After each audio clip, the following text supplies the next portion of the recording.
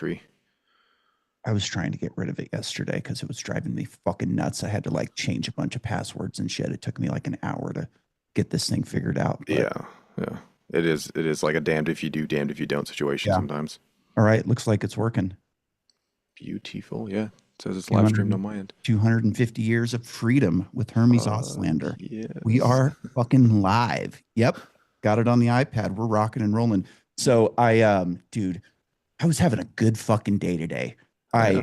I got up earlier than normal, which is good for me because my sleeping habits been fucked up recently. Went out in my yard, got a bunch of stuff done in my shed, hung some stuff, like had a good thing going. And then I go into my bathroom. So I rent rooms out at my house. So I have this Mhm. room that somebody just moved out of, and I got somebody else moving in tomorrow. I was like, all right, I'm gonna clean up this room a little bit, get the fucking bed made because it's a furnished room. And I noticed I had like a little spot of mold in the corner by the shower on the sheetrock. I'm like, ah, no, that's not good. So I went and got like a little scraper. I was like, all right, I'll just like scrape it out, then throw some putty in there, paint it, and be good. And now I've got like a 2x2 hole in the wall. And I think I have to tear out the shower and the bath and the toilet.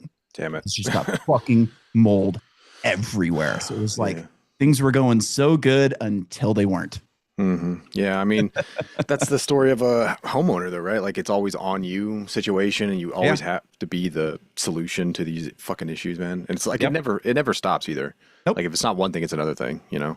Yep. Luckily, like that room makes me money. So, like, even though I'm gonna have to spend some money to fix Hmm. it, like it will pay itself off eventually, you know? Yeah, It's just investments one of and those everything. things where it's like, fuck. It's always something, Hermes. It's always I fucking something. There's always believe something me. going on with my house. I mean, it's you. If it's not your house, then it'll be, your bike or your Car, fucking, yeah, something. it's always your computer, your Yeah. TV that shit the bed the other I've got day. a 72 C10 in my garage right now with no engine in it. I've got the engines built. The transmission's at the transmission guy right now getting refurbished and just, a couple Yeah. touches up. And then I'm gonna buy like new seat foam, a seat cover, some window seals, and a grill. And I'll probably spend another 2 grand on it before I finally get it up and running again. But it's always something. So this is actually kind of funny. Like, do you know anything about like classic vehicles? They muscle cars Little bit. mostly. Okay, Yeah. so anyways, like a 72 C10 short bed is a very desirable truck. Okay. Like if I wanted to sell that truck right now, I could push it out into my driveway with no engine in it, put a for sale sign on it, and have it sold in a day, like without even putting it on, Facebook. Like Hmm. it would just sell. And I'd probably get like, I don't know, 7, 8 grand for it, something like that. So like when I have like a financial advisor that has some of my money.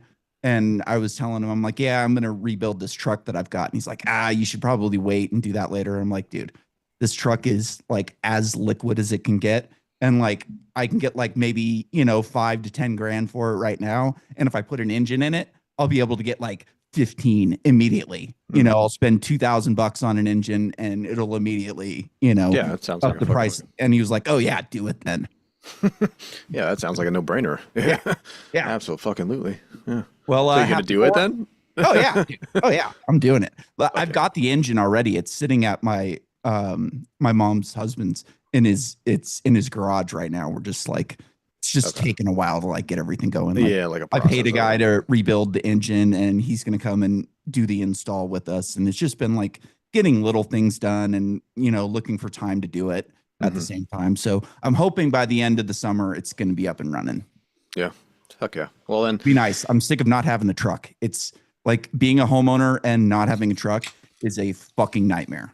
I feel it. The big reason why, like, I think the wife is so tired and ready to get a truck now is because we've had sports cars, and Mm, you very quickly learn, like 1 or 2 times in a row where you need a truck for something, and yeah. that, oh, let me text so and so who has a truck. Oh, they're not around. Let me text so and so. And Yep. all of a sudden you're like, you know what? Fuck this. We're Yep. adults. Why the fuck can't we have a truck or an Sports cars SUV are if something good? fun, but they don't really like hold a lot of value outside of fun, Yeah, Like exactly. I was at In and Out a couple months ago and I was parked next to this like brand new Chevy Camaro, like Z28. Like the thing was, Beautiful. Yeah. as nice a Camaro as you could buy. And some like, 20-year-old kid and his girlfriend walk out to it. And I'm like, have you taken that thing out on the track yet? He's like, oh no. I'm like, dude, go drive that thing. And I'm That's like, what it's what are for. you doing? Like, you bought the a fast car. Go fucking see what it can do. You know? Absolutely. And to that effect, again, it never fails to bring a smile to my face. Flipping over my Challenger, Mhm. you hear that roar, especially like a Yeah. parking garage or something. You hear that, that Yeah. chop pull over, and you're just like, yeah. However, that's a very large comma, but like you said, outside of fun, which again, I'm not, especially in the state that I'm in, not taking it to the track. Yeah. It's certainly not doing any drag strips Mhm. anytime soon or anytime recently even. So it's like, it's just my daily, Yeah. and my daily really doesn't have a whole lot of trunk space. It doesn't have a whole lot of passenger space. It Yeah. doesn't have a whole, And it's it's terrible hard on to it's gas. hard to keep your foot out of it, Oh, yeah. because Well, it I got a sounds ticket the other good. So day. Yeah. you gotta get your foot in it every time you go under a bridge or something. I mean, or just in general. Like Yeah. I was just doing some errands with the wife, and she's like, you don't got to pull on. I was like, I'm not going to drive a fast car, not Mhm. fast. And I got a ticket of going 80 and a 50 the other day. Luckily, well, not luckily. You know what? I think that's a perfectly good segue to move Yeah. into why the fuck we're here because it Oh, it got me one heated more as I was story trying. that I've Yeah, got, yeah, yeah, dude. yeah. Like, so when I was living in San Francisco, I got like a pass to go drive a Lamborghini at Mm. Candlestick Park. They had Oh like a yeah. track set up. And I was a dirt bike racer, so like I know how to drive. And like I show up there and there's like you have to drive with like a professional driver in the passenger seat. And I'm Hmm. like, oh man, like this is gonna make it not as fun. You know what I mean? Sure. And so I get into the car and the guy's like, "Do you have any like driving experience?" And he's like, any like racing type experience? I was like, I was a dirt bike racer. And he's like, "Oh, good, we're gonna have a blast." And he's like, you're gonna want to like hit the brakes a lot sooner than you need to. So like listen for me to tell you when to get your foot out of it and get on the brakes. And then like as soon as you hit apex, just give it everything you've got. And like he was right, dude. Like Oh you fuck could yeah. go so hard into the corners on that thing. And like I ended up like when I got out, like when I got done, I was like, dude, thank you so much. Like I was bummed that I had to drive with you, but like you made this such a better experience because like I wouldn't have had the ability to drive it the way I got to drive it without you Yeah. here. Absolutely. Yeah. Absolutely. That's the one. That's definitely on my bucket list. Like that. I don't know if you've ever seen the movie Bucket List, but where they No. rent the track and they rent the like Mhm. old Mustang Shelbys. I definitely want an experience like that. Yeah. Before I die with like a Lambo. I mean, if I had a spare, I don't know, 100K for a Bugatti Veyron Yeah. experience. You could take that around the track a couple times. Like, Yeah. any one of those would absolutely make it. That would be fucking incredible. You can do a stock car racing class here in Idaho, like near my house. I've always kind of wanted to do it. I don't Why not? know if they would let me because they're stick shifts. Ah, okay. So I wouldn't be able to, I kind of have to like, Yeah. I've driven a stick shift since I've gotten hurt, but I have to steer with my knee while I'm shifting. But like, And if like, you I had don't know your, if that would be, well, if you had your maybe they have an prosthetic for the, automatic. I don't know. well, if you Yeah, had your I might prosthetic be for able to set up my the, prosthetic to do it. well, like for The the problem wheel, is right? there's like so much torque on the wheel that I don't know if I'd be able to get a Ah, good enough grip on it. okay, I'd have okay, to okay. like buy like what I could do is I could set up I have like a system for my dirt bike for my prosthetic. I could probably Yeah, like bolt that to the steering wheel and kind of it's that's what like a I'm saying. receiver hitch. Like I have a ball on the end Yeah. of my prosthetic and then there's a receiver that bolts to the Mm. handlebars. So I might be able to put that on the steering wheel, but I've I always mean, wanted to do something like that. I thought that'd be cool. But again, like I'm not super interested in an oval. I want a racetrack, yeah, like a yeah, yeah. street track where you Same. can hit apex and Yeah. I took my stepbrother like to these go-karts a couple years ago and they're like he was younger so he wasn't allowed to be in the fastest ones. He had to be in the slower ones. Hmm. So I went and drove the slower ones too. And he's like telling me he's going to kick my ass and shit. And I'm like, dude, you have no idea, Yeah, yeah, And yeah. so like we go out and these things, I've got 100 pounds on him. And I'm just smoking him around the track and I'm like trying to explain apexes to him and like how to drive the cart right. And he's like not listening to me being a little shit. And then like we get off of the track the last time and like the first time I had a slow car and the second time we go out, the guy flagged me off and I'm like, what the fuck, man? He's like, dude, your car is fucked. Like, I'm going to give you a faster car. And so it was still one of the slow cars, but it just like wasn't a bad Yeah. one. And dude, I was just destroying these fucking kids. And the guy gets off the track and he's like, dude, to my little brother, he's like, dude, you gotta like, hit your apexes and like follow him around the track. I'm like, dude, I told you what. Now he's, like He's trying to tell you what I'm telling you. Yeah. it's amazing to me how many people like don't know how to drive. Yeah. When I broke my shoulder snowboarding, like my buddy drove me to the hospital in my car, and like he had no idea what an apex was. Hmm. And he's like braking mid corner, and then like, getting on it. And I'm like, all right, dude, we're gonna do a driving school. Like I'm gonna teach you how to hit a fucking apex. And like I had to teach him how to drive while I got a broken shoulder. Jesus Christ. It is actually surprising. That is something that is probably a daily occurrence here. Yeah. Where you see that every time I'm about to, like you're getting on the freeway, you're getting off, you're going around those fucking clovers. And yeah, you see it.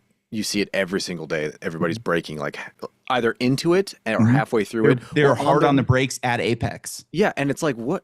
Again, you don't know what you don't know, but it is a constant struggle where when you, again, back to knowledge is almost like a curse, the curse of knowledge sometimes, where you see these little things that, again, the average person just has no awareness of. Yeah. And again, I'm not going to say that I'm like the best driver or anything like that. I certainly didn't do it competitively. No, me neither, but I'm better than most. Exactly. Just the base, just these little, like you said, well, I had to do a BRC like just course. Knowing how a racetrack works, makes you kind of like, you learn where to position the car in the, like when you're going into corner, you go outside in, inside out, and drift and kind of like use the edges of the track. Yeah. And of course, knowing the car, because you see people doing the same thing in every car, they only know how to drive one like style, and it's the shittiest possible safety. It's not even safe either, because I was looking that stat up the other day too. More accidents are caused by people not going just the speed limit than those going above the speed limit, which really pissed me off after I got that ticket.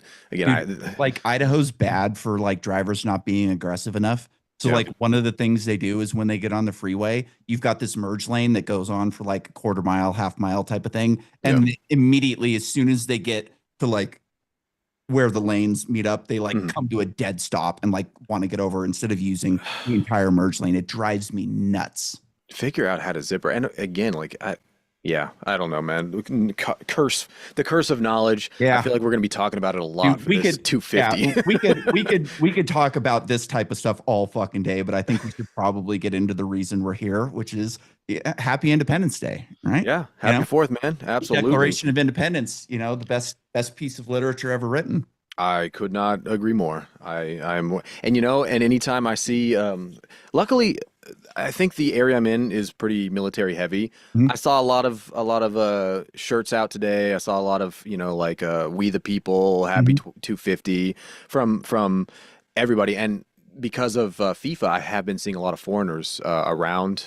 Just like an influx, we'll say, not of the what is it? There's the bad migrants and the good foreigners, or whatever the fuck the little meme I saw the other day. But yeah, they're all in like patriotic, like Go USA shirts and their painted faces, and I was like, fuck yeah, dude, this is awesome. Man, last night I was sitting in my hot tub and like fireworks are going off, and I'm just like, watching something on my iPad, and then all of a sudden I hear dun dun dun dun dun dun, and some fucking Mexican lowrider truck with like bright ass lights drives by with just blaring Mexican music. I'm like, fuck you. Fuck you. I don't know, man. Was that his version of I don't know, like being loud for the sake of the holiday or whatever?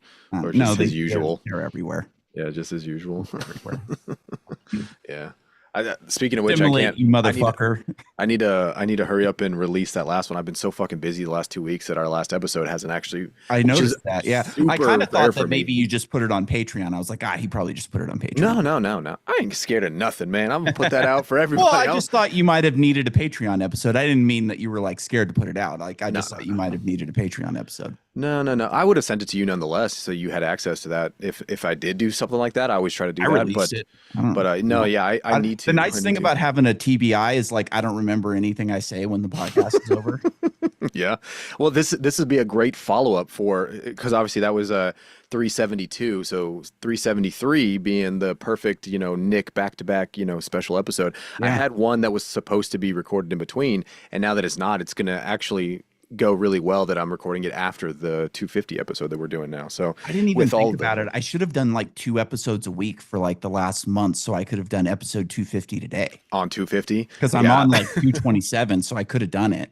Dang, dang. I mean, all you had to do was ask, man. I would have phoned in or something. I would have figured Yeah, it out. I was I know. No, crazy. like, dude, I have a bunch of podcasts that I haven't released yet. They're like just sitting on my iPad that There, like I haven't released yet because man. I did a lot of interviews last winter. I was like, I'm going to do a lot of interviews in the winter so I don't have to do so many in the summer.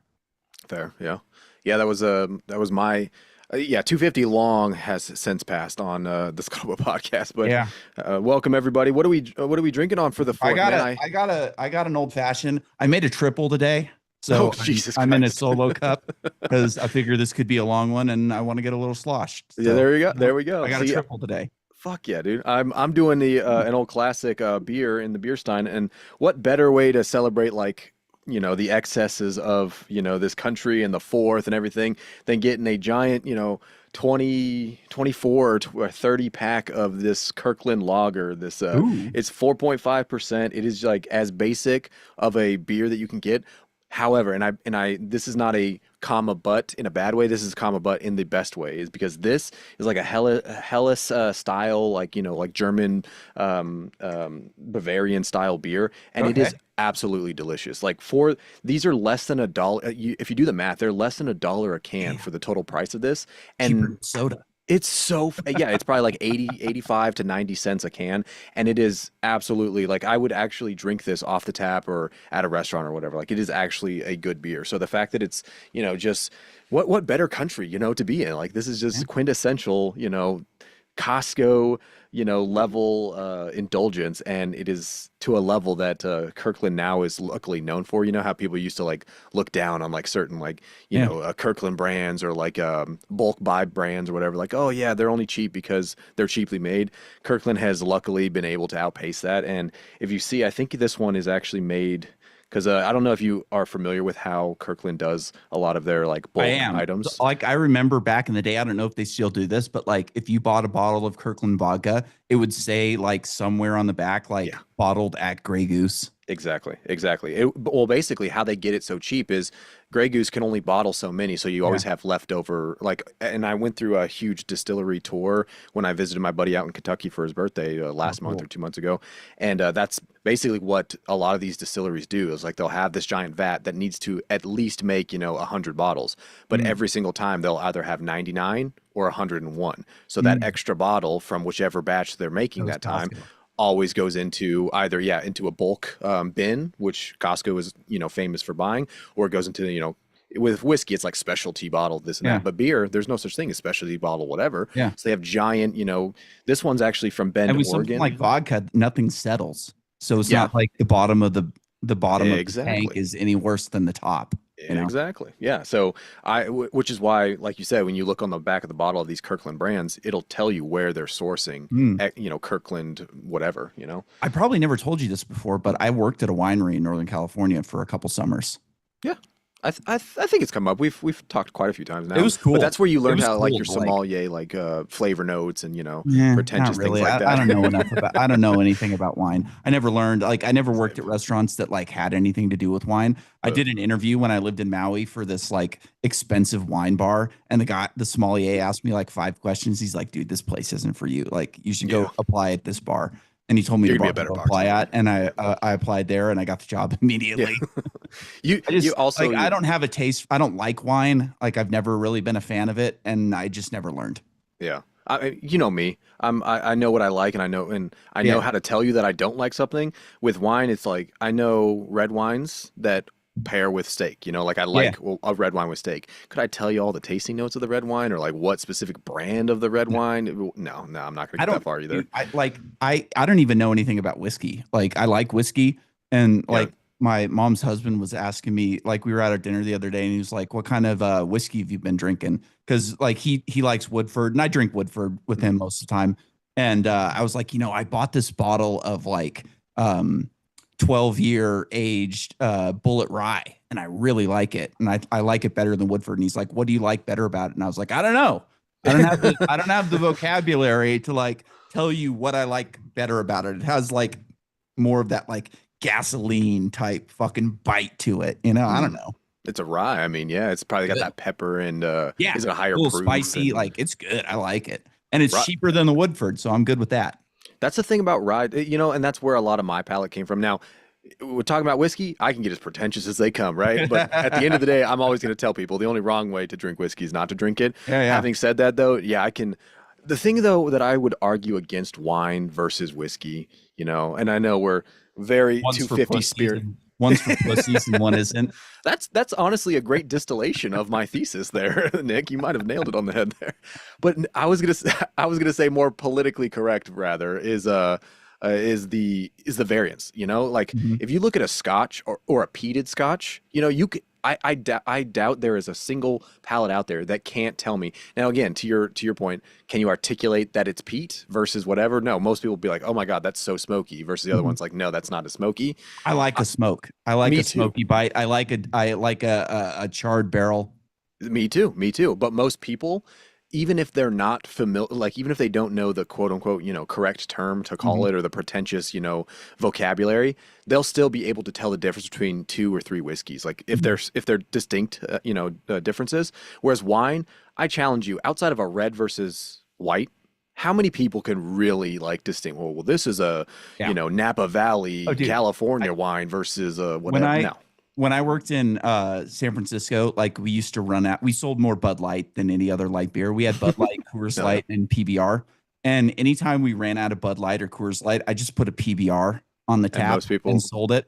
And like, dude, people would be like, nobody ever noticed that it wasn't Yep. what they ordered. And I remember like people would tell me like, "Oh, I only drink Bud Light," like and I'd be like, "Here's 3 shots. Oh, here's Hmm. one of Bud Light, here's one of Coors Light, and here's one of PBR. Tell me which one is which." I dare you. Nobody could ever fucking know. Uh-huh. See, that is a perfect like scientific method of those that are or communities that are about like just too pretentious.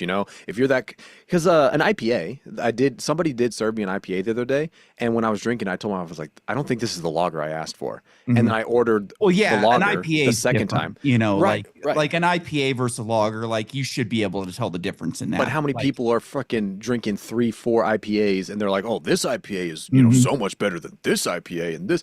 It's like it's a whole fucking, college kid community now where these fucking chuds out here are like, oh, I only drink IPA because it's so much better than all these other, it's like Yeah.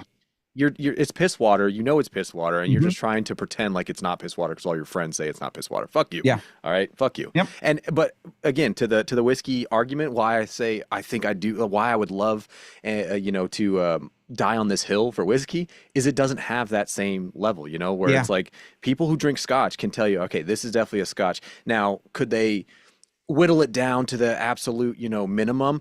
We've done so many whiskey tastings, with the Mhm. guys, you're just listening to the music, you're doing the tasting. It's like, all right, so round one, we have this blind taste test. Everybody taste it, mark it on your cards, what you tasted in it, what you think it is. And at the very end, it's like how many people got how many whiskeys right. I was Yeah. like 8 out of 10. I nailed 8 out of the blind tasting them, 8 out of the 10 whiskeys that that we had that night.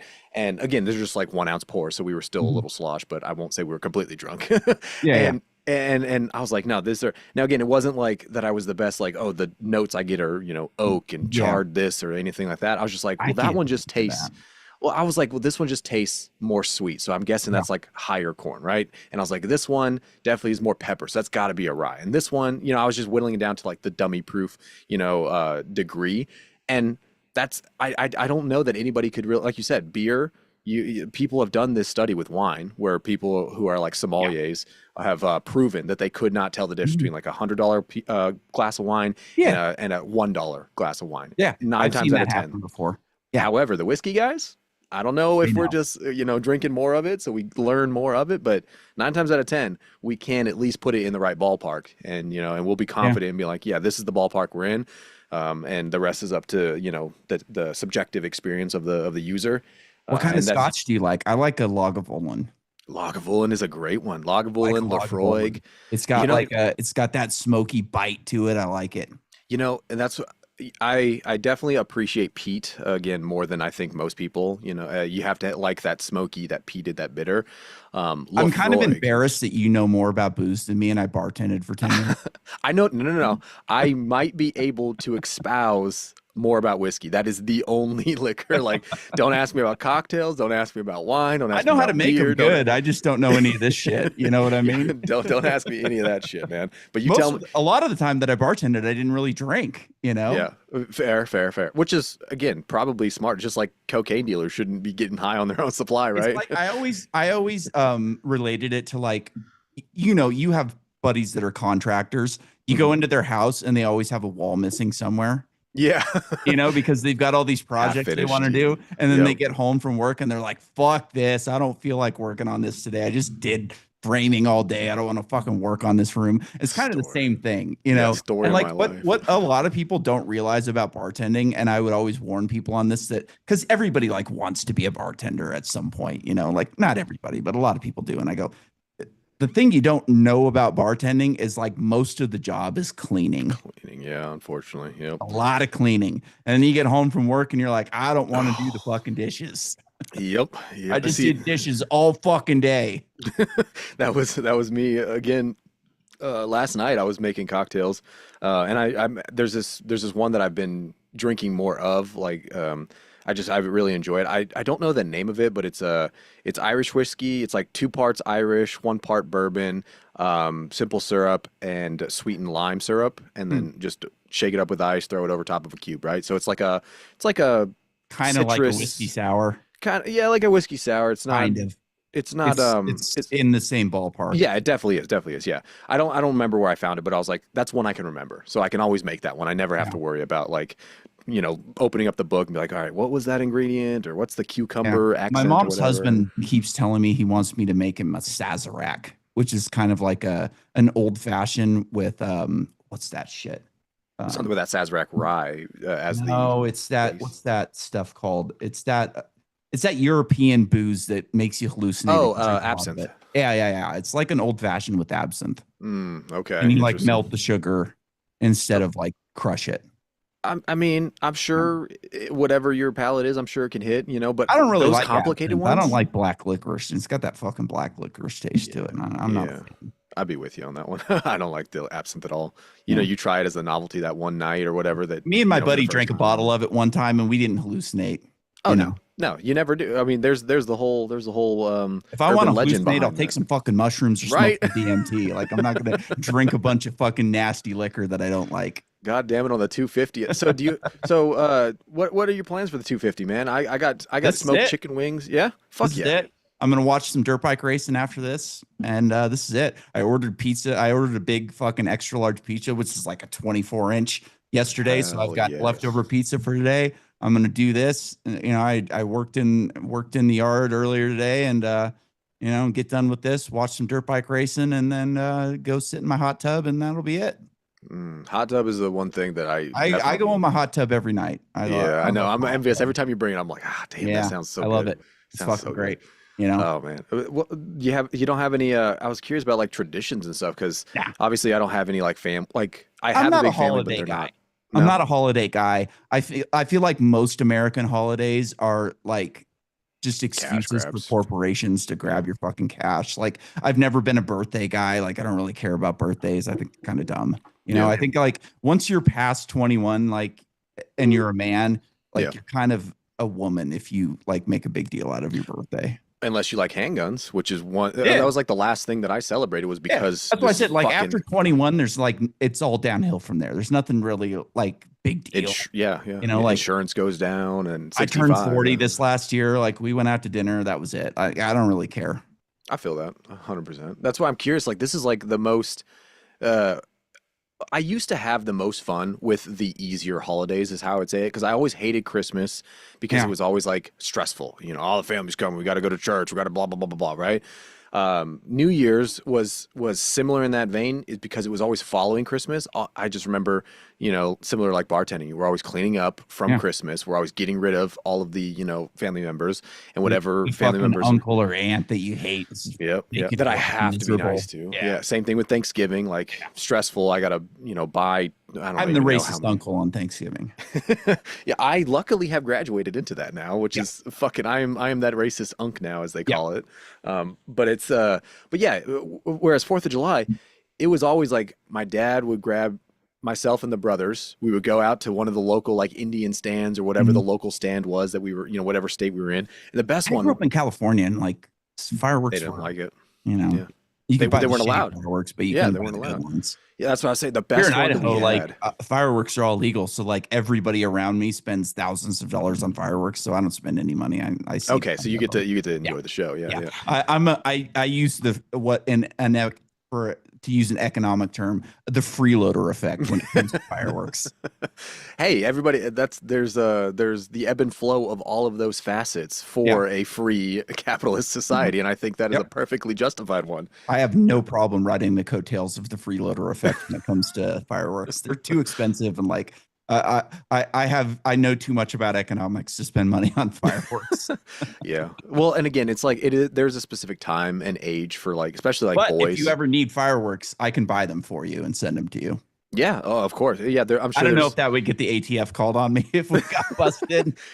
I started a new. I started another book. It's called Three Felonies a Day. I don't know if Oh you've. yeah, I know Yeah. that book. Yeah, I've never read It's it, but I know everything. Like, yeah, yeah. dude, It's ridiculous. that's one of my things. Like, I hate fucking cops. I hate. That's We could do an entire show on that book. it's I mean, well, it's almost like it's guaranteed. So as you're saying, yeah, I can ship those fireworks. It's as I caught myself saying, "Oh yeah, I'm sure California would love to just add that to their list of Yeah, made up felonies that they like to, add to the books." And then I thought about that book. I was like, "Yeah, it doesn't matter. yeah, Us talking about it right now is probably a yeah. fucking felony." I know, dude. Which I is told my buddy. My buddy went to Mexico a couple months ago. I'm like, dude, send me some Xanax while you're down there. He's like, ah, I feel like that's international drug yeah, trafficking or yeah, whatever, yeah. which is so. Again, I mean, I feel like we're probably, we welcomed all the producers and the Scudderbutters and everybody out there to Radio, Radioheads, yeah. what, um, casual Radioheads. That's the one. Casual Radioheads, Yeah, yes, yeah, yes. yeah. Um, I feel like it's time to fucking get into the fact that Yeah. we're now paying taxes on the celebration for not Yeah. paying taxes anymore, right? Yeah. We said we have 3% now T tax. We're gonna we fucking we're gonna overthrow a government over 3% T tax, and now it's like, hey, you can give us 40% 40% of of your your wages. Like, yeah, income. it's not a Yeah. big deal. You work half the year for the government. No, no, no, that's just how it is. Yeah. I mean, I went into a deep dive in anticipation of it. Not even like intentionally, but because I just often will go through this little like a YouTube algorithm. And I'm blanking on the channel's name because I just subscribed to it, but it's like in the same vein of like dads explain things, like like the basic dad's explanation of whatever. And I think it was last year in preparation for the fourth, he did one on the income tax and like Mm. how ridiculous the income tax is, Yeah. and how it happened in the history of it. And again, I knew parts of it, but then other parts of it were just like, what the fuck? And then he was kind of like going on a rant at the end. He's like, how the fuck did we let this happen? Like, this is the worst possible policy that we could ever have. What is it, 16th Amendment or whatever? And he's like, I can't believe this passed. And I'm sitting here thinking like, fuck yeah. Where's Yeah. my revolutionary, Yeah. like I, fellow I like revolutionaries, I like to say that recently there was a fire at at Thomas Jefferson's grave because he's been rolling for nonstop, so just many creating years that friction. the friction just, combusted his casket. I completely buy that one for sure. I mean, honestly, I wish it would happen because what's it going to take at this point? It's like every time I get in these conversations, it's like, what's it going to take? Yeah. And so like, No, I here was we are. thinking the same thing. Like yesterday, I was like, what are we going to talk about? Like, it has to be like 4th of July themed, and I was like, how did we get here? Like, Yeah. how did we get to this place where like, I've made this point on the podcast before, like last 4th of July, I was like on Twitter and like, I saw all these posts like showing aircraft carriers and, warplanes. And it's like, how did we get to the point where like the average American, when they think of like Independence Day, they just think of war? Like, sure, it started with a revolution, but like after that, like now we're just talking about aggressive wars that do nothing for us, Yeah. and like Pointless that's and kind everything. of the like normal, average person's like view of freedom at this point. It's just war. Yeah. Well, I mean, we've decided post World War II that that's what we Yeah. were going to be, and that's Yeah. our economy was going to be built off it. So, I mean, is it Military any industrial surprise? complex, like it was born in World War II. Like we didn't have an industrial base before then, and we like essentially turned the entire economy into a war economy, and it Yeah. just never left. Yeah. And there's the a lot of when I was going through like part of our like relevant topics, I think we were Yeah. both when I texted you, we were both on the same page of Yeah, like, all I'm right, here glad we we are are. on because I was like, "Ooh, this is gonna be good." Oh Like, yeah. did you look over the list that I made? Of course. Oh Yeah, I yeah, have it actually it's a pulled good up in list. case I I need got it. it pulled up too. Well, like the We can go through Constitution. it. Like, I'm not a huge history buff, so like, I don't know a ton about history. So like, I kind of went on to ChatGPT and I was like, "All right, like, how did we get to this spot? Like, here's I came up with like half a dozen, Mhm. or maybe 10, things that I thought, led us to be in the position that we were in. And then I was like, add any others that you think would like fit the theme and like make me a call sheet. So Mhm. like Yeah, that's no, it kind was of where I went on that. And like most of them I know a little bit about. So like we could discuss, each point, but some of them I don't know a ton about. So like sure, sure. Yeah, I mean, I feel like we that's could bring it up and then like people could look it up afterwards. But like I don't know enough about like the progressive era. I don't know a ton about the progressive mhm. era. That's part of that income Yeah. deep dive I was doing is that progressive era to the New Deal. Yeah. That post New Deal is The where New we Deal find was her. like a lot of things went downhill, and like Roosevelt is viewed as a hero, which like he's a piece of shit, History's, like I mean, he knew that Pearl Harbor was going to happen. He yeah, used it as an excuse to get into war. And kind of then like he just like was the first person to institute all these socialist policies, which gave the government permission to do them again forever. yeah, yeah. Well, and the vagueness of that era as well, the progressive era and the vagueness Yeah. post New Deal And was like, was dude, that book that I recommended a couple weeks ago, that Tom Woods, the politically incorrect guide to history, yeah, there's a yeah, great section in that book about the New Deal. And yeah. like just how it just failed completely. Well, it certainly has failed American citizens They were completely. slaughtering pigs by like the thousands because pork was too expensive. Yeah, so they had to take down what was it, supply or Or something for it. maybe it was because it was too cheap. Well, So it they was were this. slaughtering pigs to like lessen the supply to make the price go up. It's the same thing they did, quote unquote, same thing they did, again, conspiracy theorists, but you follow the fucking data and follow the numbers. It's the Yeah. same thing the Biden administration did with chickens and eggs. Like Yeah. they killed like 4.5 million chickens out Yeah. of like the biggest Tyson factory that, We you know, found one chicken that had a disease, that so had we're gonna flu. kill Yeah. millions. Yeah. They were like, we can't risk it. So they killed like Yeah. the entire supply, the entire supplier for chicken and eggs that entire, year, that generation basically. Yeah. And it Dude, I totaled had millions. an article pop up. Like I have a widget for Apple News just so I can see like what they're posting. And Mhm. like I had a article pop up the other day that said 8 vaccines that help save you from dementia. It's like, oh, take our vaccines or you'll lose your mind. Yeah. Yeah. I'm sure there's. See, we got to stay off the conspiracy sometime because Dude, I was like, what the fuck is this? it's almost like back to like the ability to critically think. It's like I feel like that is a majority of those that end up going down the conspiracy route are those that can look at a headline like that and be like, wait a minute, and start to Yeah. critically think. And just that like small in like itty Oh, there's bitty no process. financial incentive to come up with that Or conclusion of your scientific paper, right? Like right. like dude, all these scientists that like they come up with a conclusion and then they find the evidence to support it. It's like Yep. you're so full of shit. Or they find the means to start the issue, and then they were like, well, because we know if we just stopped using, I don't know, glyphosate, for example, Mhm. that we could probably prevent a host of all of these latest ailments that we've been, Mhm. seeing are at least correlated to Yeah. glyphosate use. No, we're not going to stop. How about we sell them the cure for glyphosate Yeah. immunity? How about we do Yeah. that instead? I know.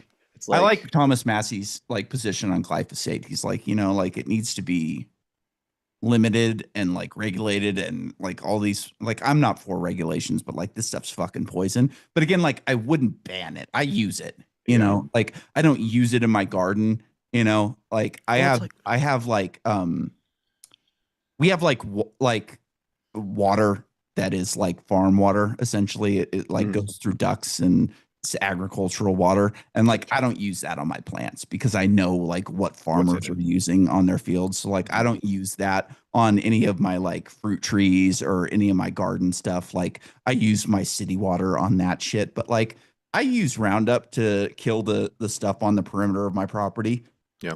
growing through the rocks. Like but again, like every year I have to use more of it. You got to use more of it, and if everybody's doing that same domino cycle, same thing with the Yeah. antibiotics, I've actively seen in the last decade, that I've been in healthcare. There was a latest case, I think it was out of Michigan actually, of like super gonorrhea. There's these crazy, and it's and Fucking I really disgusting. well, I know you chuckle because it is fucking funny. Yeah, Like yeah, let's not say it's yeah, not, and especially because you know the demographic. It's always the yeah, elder demographic who are like, ah, fuck it, we only have like 5, 10 yeah. years or whatever, and all of a sudden they start to trickle in, and then It's they always fuck one funny when you 40 year see an old. article where like a senior living facility has an STD Yeah, outbreak. exactly. Because it is. But this one was not. This was college age, and that's the issue. Is now we had, you know, I'm not. I'm gonna. My wife would be Hey, at least some of better them at. are having sex. Like most of these college kids are so fucking neurotic and weird and like asexual that they're not even having sex. True, true. But then how does that incentivize them to then tell their friends, hey, no, sex is Yeah, actually cool when they just got super gonorrhea, yeah. that ended up crossing the blood-brain barrier, and now they have encephalitis, which is super rare for that type of infection, and here again, it's one of those, and nothing. First we had penicillin that was like the wonder drug, and now all of a sudden you would need 1 million units. Now you need 4 million units now, so I think it's up to 7 million for syphilis. So it's like Ugh, this only goes one direction, which is yeah. the disease is going to win. Like we can't, and then we started doing doxy, and now doxy was like, all right, 1 million units. Now it's 2.5. Then now it's 5.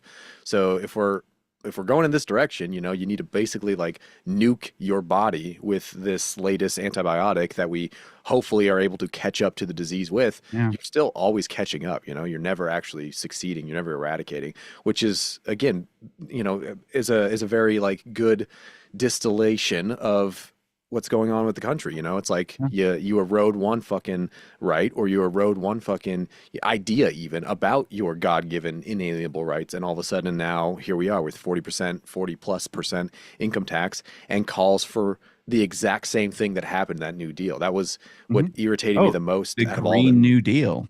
Well, it's like in the previous progressive era and New Deal, policy with the income tax, it was, oh, we're just going to get these robber barons who are making above Mhm. 90K a year.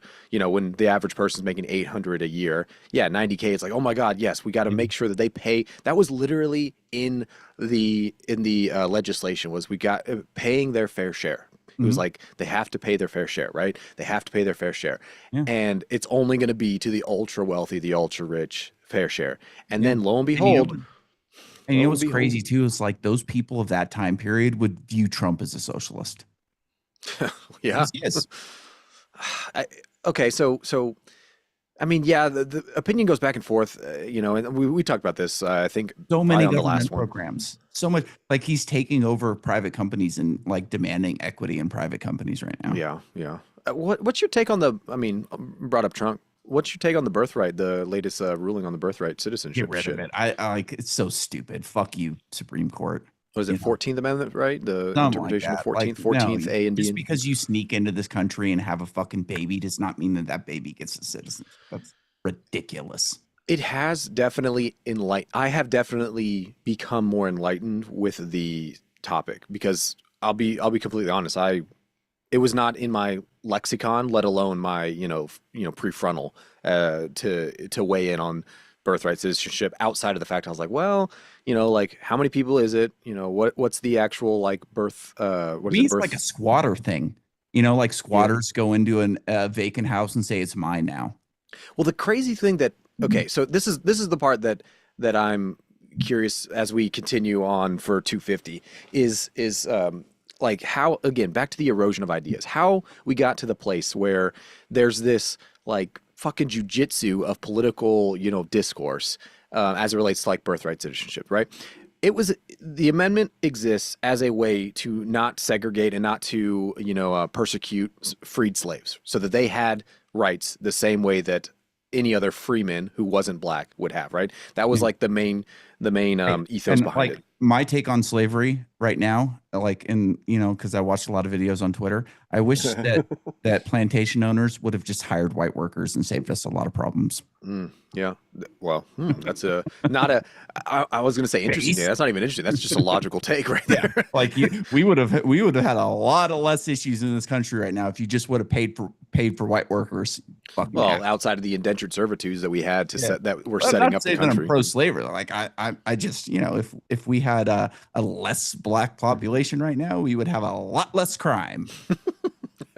Okay, now there's the Nick I know and love, right? Like, Well, dude, just you could have saved your ancestors a lot of fucking problems if you just would have paid some white workers. You well, see, fucking and assholes. but you could go back to because part of like the what is the outline that we were like leaning on was that point that it's every generation can point to certain turning points, but each crisis is built on the last. Yeah, yeah. Uh, it's because with like slavery and like the current, like we'll just use crime rate as an example. It's like a lot of that can be pushed back or like pointed to, at least in my again referential knowledge, because like you, I'm not good with history, I'm not good with names, I'm not good with dates. Mhm. So it's like what I am confident in is pointing back to like the civil rights era. There was a lot of like hijacking.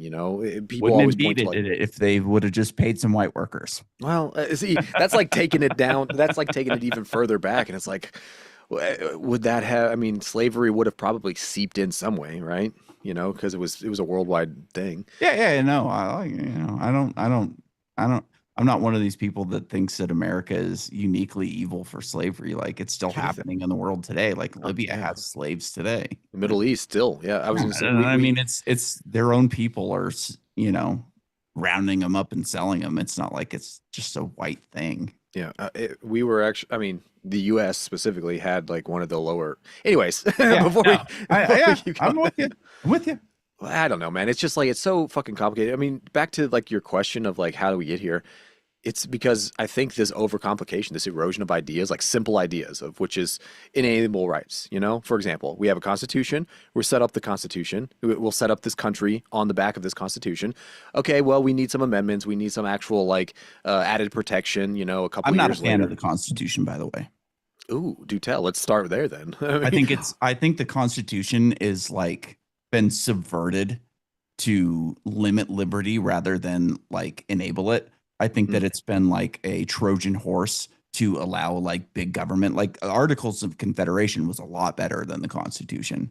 So you would have been a Federalist, right? The Yeah, Articles of oh, Confederation. absolutely, absolutely. And I don't yeah, know. I like think I think I'm the a fan of the compromise. Declaration of Independence. I'm fan of some of the things in the Constitution, but I think Mm. a lot of it has been like used to subvert liberty in a lot of ways, like Do you think uh, modern interpretation is part of that subversion or the actual founding documentation I itself? think that interpretation is like a weasel way of saying like how can we Yeah, get twisted. Yeah, the shit that we want through legal writing. You know I what I agree. mean? No, I agree. Yeah. Like I think the Supreme Court in a lot of ways is a political body. It's not a judicial body, you know. That's why it's a big deal when you can get a new judge on for a long period of time because it's a political body. And I think like they are essentially fucking activist judges that are using legal jargon to justify their ideal society. I mean, is that not the checks and balance though? I'm going to I play mean, look, as we were like going through right this. I now, was planning to play devil's advocate.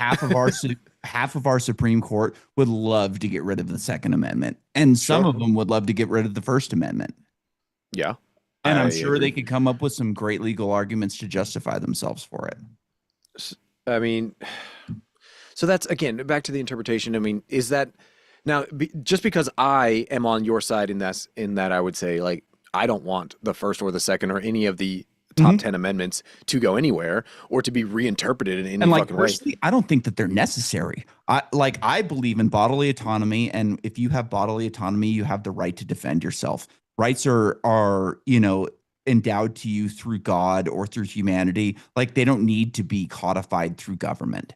That's the Yeah. way I look at it. Like, I don't think that it should even be a question that you can defend yourself. Like the fact that there is a question over when and how you can defend Chud the Builder. Yeah. You know, like, why are we even discussing this? The guy attacked him. He fucking shot him. That's what you get for attacking somebody. Like, this See, shouldn't even be a question. I agree.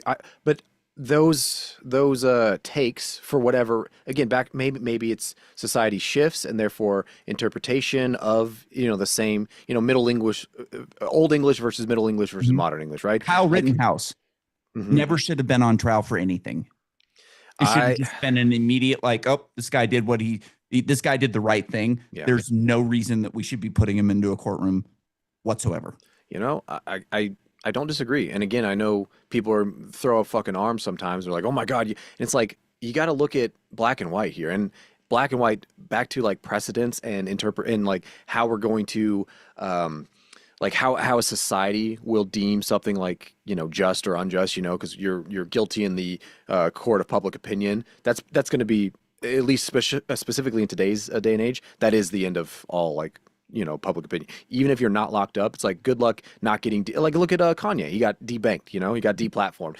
He lost the ability to make money traditionally in the traditional sense that same thing with Judd the Builder. Yeah. Everything that he worked to up to that point. Now again, just because I'm reading a book right now where there's like riots throughout the entire country and credit card companies suspend people's rights to use their credit cards.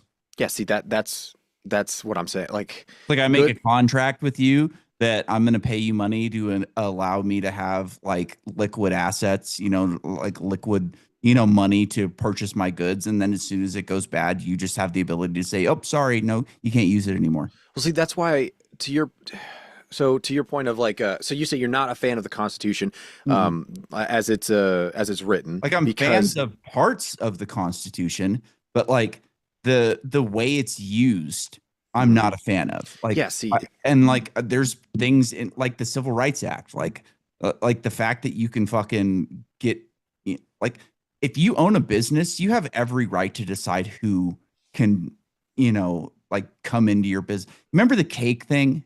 yes, I was gonna bring it up as one of those like, no, fuck you, no, like the cake thing. Like if I own a cake shop and I want to make a cake and I don't want to make some fucking gay cake with a dildo on it, I don't have to. Like, you can yeah, go. these are Fuck my goods and yourself. services. And like I saw a video the other day. It was a body cam video where like some chick called a guy a nigger, and she got arrested for like assault, which like she did assault somebody, and I don't have a problem with that. But she also got arrested for hate crime, and hate crime is thought crime, in my opinion. Like, we live in this fucking era where like the worst thing you can be in this entire country is a fucking racist. Like, there was, Alex Rosen came to my neck of the woods in the last couple months. He caught a child predator in Meridian, which is like 5 miles from where I live. And like, as he's talking to the guy, like the guy is like talking about how horrible everybody in his neighborhood is because they're racist. It's like, dude, you are trying to rape a 13-year-old. Oh yeah. But like everybody that lives around you is a terrible person because they're racist. Like, how does that make any sense at all? That's so fucking crazy that like we live in a world where like being a racist is the worst thing you can be. I wonder though, is that the actual average opinion? I know how I think so. It can Honestly, be I seen think that way. so. But that was a child predator. You can just go on, yeah. But like, you can go on Twitter and just fucking throw on videos and doom scroll and see just tons of videos where people are like freaking out over racism. Yeah, I don't disagree. The worst I thing know in the world. I don't know, but I feel like most people, or maybe at least in this country, if not, because again, I have a lot of international friends that I speak to on the regular. And like, and just to be clear, real quickly, like most of the racists in those videos that you watch are black. They hate white people. They tell you straight up that they hate white people. They like scream at fucking cops about how they hate white people. And but if a white person mentions crime rates in this country, they're the worst person in the world. Well, see, that's the like vibe that I'm getting now is that I feel like most people maybe because of social media or maybe, therefore the dissemination of information, most people are fed up with that because I think, Yeah. it's, I'm fucking fed up with it. we grew up, I grew up I'm in the fed up with 90s. that asshole driving by my house at midnight blaring his fucking ridiculous music. Yeah, yeah. Well, see, you and I, uh, we have a similar I'm ethos fed in up that. with the straight out of Africa people in my grocery store that don't know how to use a credit card machine. Mm, I mean, we could definitely. I mean, I know we covered it in the previous episode, but there is the Herciales, like assimilation and migration, right? And right now we have a lot of migration, not assimilation, Yeah. and that is a Learn valid. the fucking language, first of all. Well, see, Fucking assholes. there's a whole like This I book don't that I'm disagree. I reading don't right disagree. now, No, I this don't book that disagree. I'm reading right now is about like a first contact situation. And this rich guy who's like an Elon Musk type figure decides to send out these plaques like Voyager, and he puts them in English, and everybody freaked out because he's putting them in English. He's like, on the Voyager, they put out all this video of them talking in all these different languages, and they were more worried about, being like culturally sensitive than like actual communication, Yeah, and it's like we bomb all those people anyways. Like we put the voices on the Voyager, like we care about them, and then we bomb the shit out of them, yeah, and then like everybody freaks out because he puts English on the plaque. It's like, fuck you. yeah. And like this book that I'm reading is really good. It's like there's 10 of them in the series. I'm gonna read all 10 of them, and then I'll do a required reading on it later. Fuck yeah. Yeah, I would love sounds like up my alley sci-fi, right? Yeah, yeah. The guy's really good with power. He understands power and government really well. It's a good book. I'm really enjoying it. Yeah. It's I I'm don't on know, book man. two. I don't know, man. I'm still finishing Red Rising. I was talking to Yeah. somebody about it the other day. I was like, yeah, this is I think I told you the same thing. I was like, yeah, this is one of those where At some point, we should try and read the same books at the same time. and like talk about them. Yeah. Yeah, That wouldn't be too bad, honestly, because I like a think we have book similar club. tastes. Yeah. Yeah. You have to do one fiction and one nonfiction because like Yeah. I always The have to do problem the is like I'll nonfiction. probably read them faster than you because I have more free time than you do. Yeah, because I used to have more free time in my previous like location in terms of Yeah, I'm like how much. 3 or 4 hours a night on Audible. Yeah, no, I Dude, I mean, went over my stats on Audible recently, and it was like 8,500 hours. fuck yeah, dude. You know what? I I'm was in like the curious about top that. percent. I'm in like the top 5% on Audible. What is mine? And now that you made me curious actually because Yeah, I can look it up right the now. last time I looked at it was when it was giving me like all the badges and I then didn't know about it until recently. I was just like looking through it, and I saw that like you could get stats, and I was like, holy crap. exactly, yeah. I had gotten like all the badges. It was like, oh, congratulations, you got this badge. I was like, where are these getting stored? And so I looked, Yeah. and apparently I had all the badges. Like, oh, look at that. Like I listened to. So are we looking like total time? Is that what we're looking at? Yeah. Let's see here. So Yeah, total mine's time, I'm 4 months, 16 days, 12 hours, 43 minutes. I'm at 1 month, 11 days, 10 hours, and 3 minutes. That's And crazy that I I've will spent 4 months of my life listening to audiobooks. I'll caveat with not that I mean it's impressive regardless. Is there another space that you listen though, or is it all Audible? All Audible. See, mine's also Spotify, and mine is also the Apple iBooks because not the problem. I would say 3/4 of my time is spent on Audible, but the problem that I found is I'll really, really want a book, and Audible won't have it, and then I'll go to like the iBooks, and they'll have Yeah. it, and so I do have probably another. I don't know, quarter to a third of my books on other platforms. The main one, the Another big one, couple is the weeks. iBooks. Yeah. So yeah, exactly. Another couple weeks, not 4 months.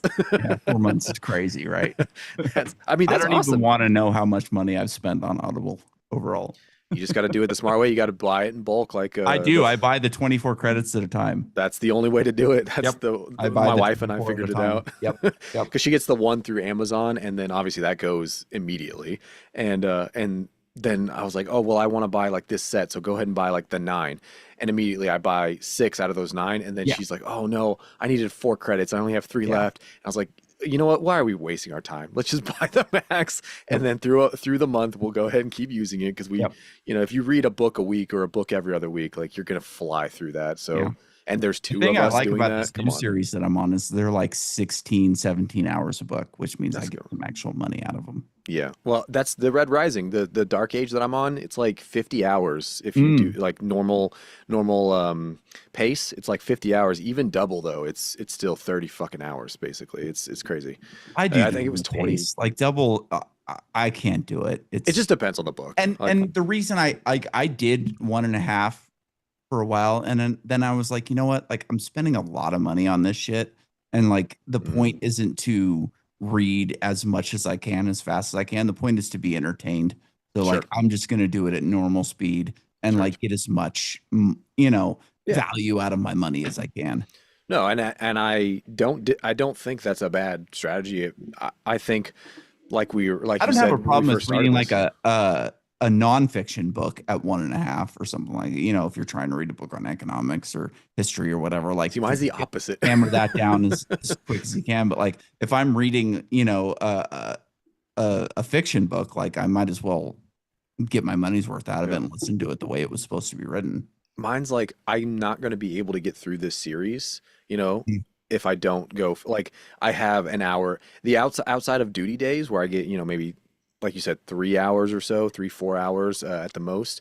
I'm not going to be able to actually get through this book in the next month. Mm. So it's because of how long. So if I do the 2.5 speed, if I listen to it for the 45 minutes while I'm working out, if I listen to it on duty, if I listen to it in the car, 20 minutes to and from work, like then you can rack up a good 6 hours, 8 hours a day, and then you're actually finishing the entire 6 book series before, like the end of 2 months. You can kind of count on that. Whereas, and then the big reason why I also wanted to get it done quickly is like you're saying, if we were reading the same book at the same time, we could talk about it. And the Yeah. buddy who's getting me into the books was like trying to talk to me about it. He's like, "Ooh, Mm. you haven't made it to that part yet, so I gotta wait." Yeah. And so I'm like, "Oh, I want to get to that part so we can talk about it." Yeah. And it's like the more that we talk about it, he's like, "Yeah, remember that time when you were saying, such and such character?" And I Mhm. was like, "Oh, yes." And he's like, "What'd you think about, now that he's again not? I don't Yeah. want to spoil it for you, but Yeah, no, dude. Like you're like the only person that I know that reads nonfiction on like nonfiction books. Like, dude, I can't tell you how many authors I've interviewed where I'm like, who are your influences? And they're like Star Wars. I'm like, oh, yeah, like I'm not a fan of Star Wars. It's okay, yeah." but like it's basic. It's I basic haven't. bitch shit. You know what I mean? Yeah, Like it's just it's funny you say that. there's just better stuff out there than Star Wars. I don't know. Well, like anything Star else, I Wars mean, and Star Trek, that's my favorite stuff. And it's like, oh, okay. Oh. what's the average reader though? Like what's their not even demographic, but you go into any Barnes and Noble. What's the 50+% that's inside that book? Romance, Exactly. Exactly. So if that's shitty romance books. and again, to each his own, and obviously Barnes and Noble has to cater to the audience in order to make money and to order continue existing. And I want Barnes and Noble to exist. Fucking But women that like don't have a relationship and have 5 cats and like there's want at to least pretend that they have a man. how many gosh, that's at least 30% of the store real estate is just Probably like that. more. Well, that's just the fictional, like that's just that section of Yeah. fiction. And fiction is easily 60, if not 70% of the Barnes and Noble real estate. Mhm. And then on top of that, you add all the like cookbooks, magazines, Yeah. arts and crafts section. Oh, Where does that what's that leave? personal Oh, personal growth? growth. Yep, Oh yep. God. Business references, like you have all of that stuff, right? Got all these So, fucking idiots who think that they can read a business book and be a billionaire. I watched an arrest video the other night, like a body cam video, where this guy was bribing this cop. He's like, "I'm gonna be a billionaire someday, and I'll bankroll any business you want to make." And I'm thinking the whole time, I'm like, "You're a fucking moron. You're never gonna make $1 million, let alone a billion. You fucking retard." yeah. And I'm sure you can guess what demographic that was. Well, it wouldn't surprise me most likely, is what I'll say. He's like, billionaires have talked to, I go to Moorhead University. And it's like, oh, yeah, you're a fucking retard. Yeah, well, most people are, unfortunately. Yeah. It's not Dude, I had this. even one So this is demographic. kind of funny. Like, I had this clip, like, I was making YouTube shorts a while back, and I've had this YouTube short that's gotten like a couple thousand views. And every few days, like, I get a comment on it. And so, like, the short was about, I don't know if you've ever looked into this, but like, aside, I don't remember because this was a long time ago that I did the podcast and I was talking to the guy about it, but like a sizable percent of the population doesn't have an inner monologue. Oh, Like, yes, yes, have you yes. ever heard of that shit? Yeah, And the so like different there's a types. Yeah. theory that like those people are NPCs. And like so I'm talking to this guy about like how people without an inner monologue are just NPCs. And so I get all these fucking retards on YouTube that are like putting comments down and be like, that's not true. They're not NPCs. They just think differently than you do. You're a fucking Asshole, yeah, of course. asshole type of thing. And like I got one last night and I got another one today that I haven't even looked at. Hard to Guy look left at me these. like three today because this really triggers people for some fucking reason. Well, they Because don't they want have to. to They don't want to be they believe. have to Yeah. be inclusive and defend it. And like this chick left one last night and she's like telling me how I'm wrong. And I was like, you know what's funny about this video is like I have like 50 comments on this video and like half of them are people telling me that I'm wrong, that these people without inner monologues are just different than us. But not one person without an inner monologue has commented on the video saying I'm not an NPC. Yeah, exactly. I mean, It's not a so I. coincidence if 20% of the or 30% of the Yeah, pop, I think it's 40 actually. Like I don't remember for sure, really? but like it's a lot. So But if it's 20, let's just say it's 20 for the sake of and I think it's higher. Then 20% of the comments should be people without an inner monologue saying I'm not an NPC, but yeah. it's not. It's all people with inner monologues defending people without them. Hmm. See, have you met what's your personal anecdotal I evidence know of, people that don't have inner monologues for sure. and I what's know your some experience? people Like think talking to they're them. so like here's one of the things that I've noticed about some people that I don't think have them. They can go to sleep anywhere, anytime, just in a minute, knock Oh, out. okay, okay, okay, You okay. know what I mean? Like Yes, I'm yes, sure you're yes. kind of like me where you can lay in bed and your mind's just fucking ripping on Yeah, shit yeah, and it's like hard to go to sleep. People yeah. without them, man, they just crash out. Okay, that's a good point. That's a good point. I know, again, my brain always has to give you like devil's advocate. Yeah, I sure. know, well, I know people that crash out but let's just say the demographic I'm You know visually some associating. meatheads in the military that can sleep anytime, That's anywhere, what I was that's what standing I was up. gonna say. That's what I was gonna say. And but at the same time, does that mean that they don't have an internal monologue? I was like, some of them I know do have it because we've talked Sure, about this maybe. exact thing, and they are just, again, we're ripping and we're grinding every single day, and so a lot of them are just fucking exhausted. So there's that aspect of it, and then I'm thinking, well, there's also these others that I've been thinking, that are not in the military that I have met that I know always had that who I can problem. discuss this subject with and who I can't. Yeah, yeah, yeah. Does See, that make and sense? okay, so Because I like have. you don't want to discuss this with somebody that doesn't have one. Well, see, Like that's any person that I've ever brought it up with, I know immediately that they have one. okay, okay, yeah, yeah. So because it's like you're not So I'm gonna not you're going not to bring it up gonna to somebody that doesn't because they're not going to. And like my point that I made to this chick on the fucking because I've stopped like responding to these comments because it's just people like it's like defending a like racism is wrong. It's like the same type of thing. You sure, know what I sure, mean? sure, sure. And Of so course. like I said to this chick last night, I was like, what's interesting is like I've got tons of comments from fucking stupid people like you telling me that I'm wrong about this, and not one person without an inner monologue like defending themselves. And I think Hmm. that's because they're not watching this video because they don't have the capacity to understand the subject, The concept, yeah. See, the I have concept. talked. I have That's talked to exactly what some. I said. I was like, they don't have the capacity to understand this concept. So as soon as they land on the video, they just swipe right by and look for the next whatever Sure. fight or something. I have met people that It's like are all white NPCs. women that are Yeah, just freaked out about this. It's always yeah. white women. Well, I mean, that's their. There's a whole. Their MO. Dude, so like living in Idaho during COVID, like I had to go to the hospital a bunch of times because I was going through like health problems and shit. And like they had people set up in front of the hospital that were like wanted to take your temperature and make sure you had your mask on and ask you Mhm. if you traveled outside the country and all that shit. It was always fucking white women. Yeah. Well, again, there's Always. a. I don't know if you've. Hall monitors, you Yeah, know? I forget the study. I mean, it's not any one study. There's multiple, but there was one pretty recently that was looking into like political leanings, why white educated women, liberal, end up skewing liberal Yeah. versus white and Fucking young, retarded. younger. Well, it's there is a combination, and there's a great oversimplification even of the conclusion, and you're not far off, Nick, is what I'll say. It's Yeah. because they're fucking Yeah. retarded. They're fucking It's because retarded. the more you learn, the more retarded you. I mean, Yeah.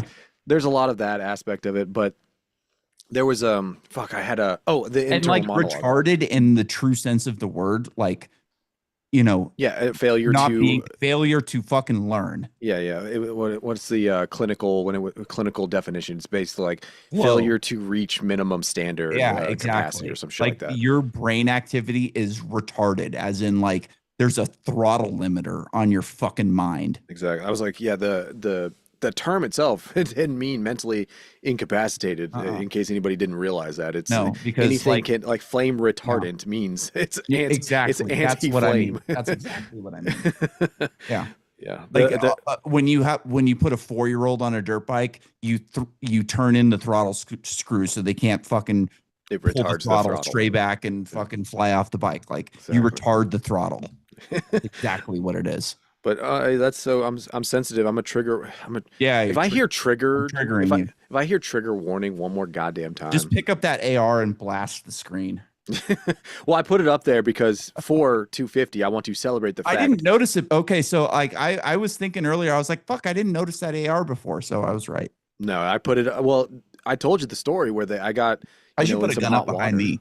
Why not, man? We're in Should. the freedom loving state of Idaho. Yeah, There'd be nothing. There's I nobody. know. What's your I mean, this is why I have it up here today and why I had to take it down normally and why it's no longer a common accent in my background because I got in hot water for not I storing remember it that. You properly. told me Yeah. about that. What's That's what's the crazy. Idaho? What's the Idaho like statute? Do you have lockup laws or whatever the fuck they're So called? I'll tell a story based on this. When I first moved to this house, my ex-wife was a drunk and she would get up early and drink on the patio and the dog would just bark like crazy. And Hmm. my neighbor came by one day just like screaming. I just woke up. I go to the door. I answer the door like in a bathrobe.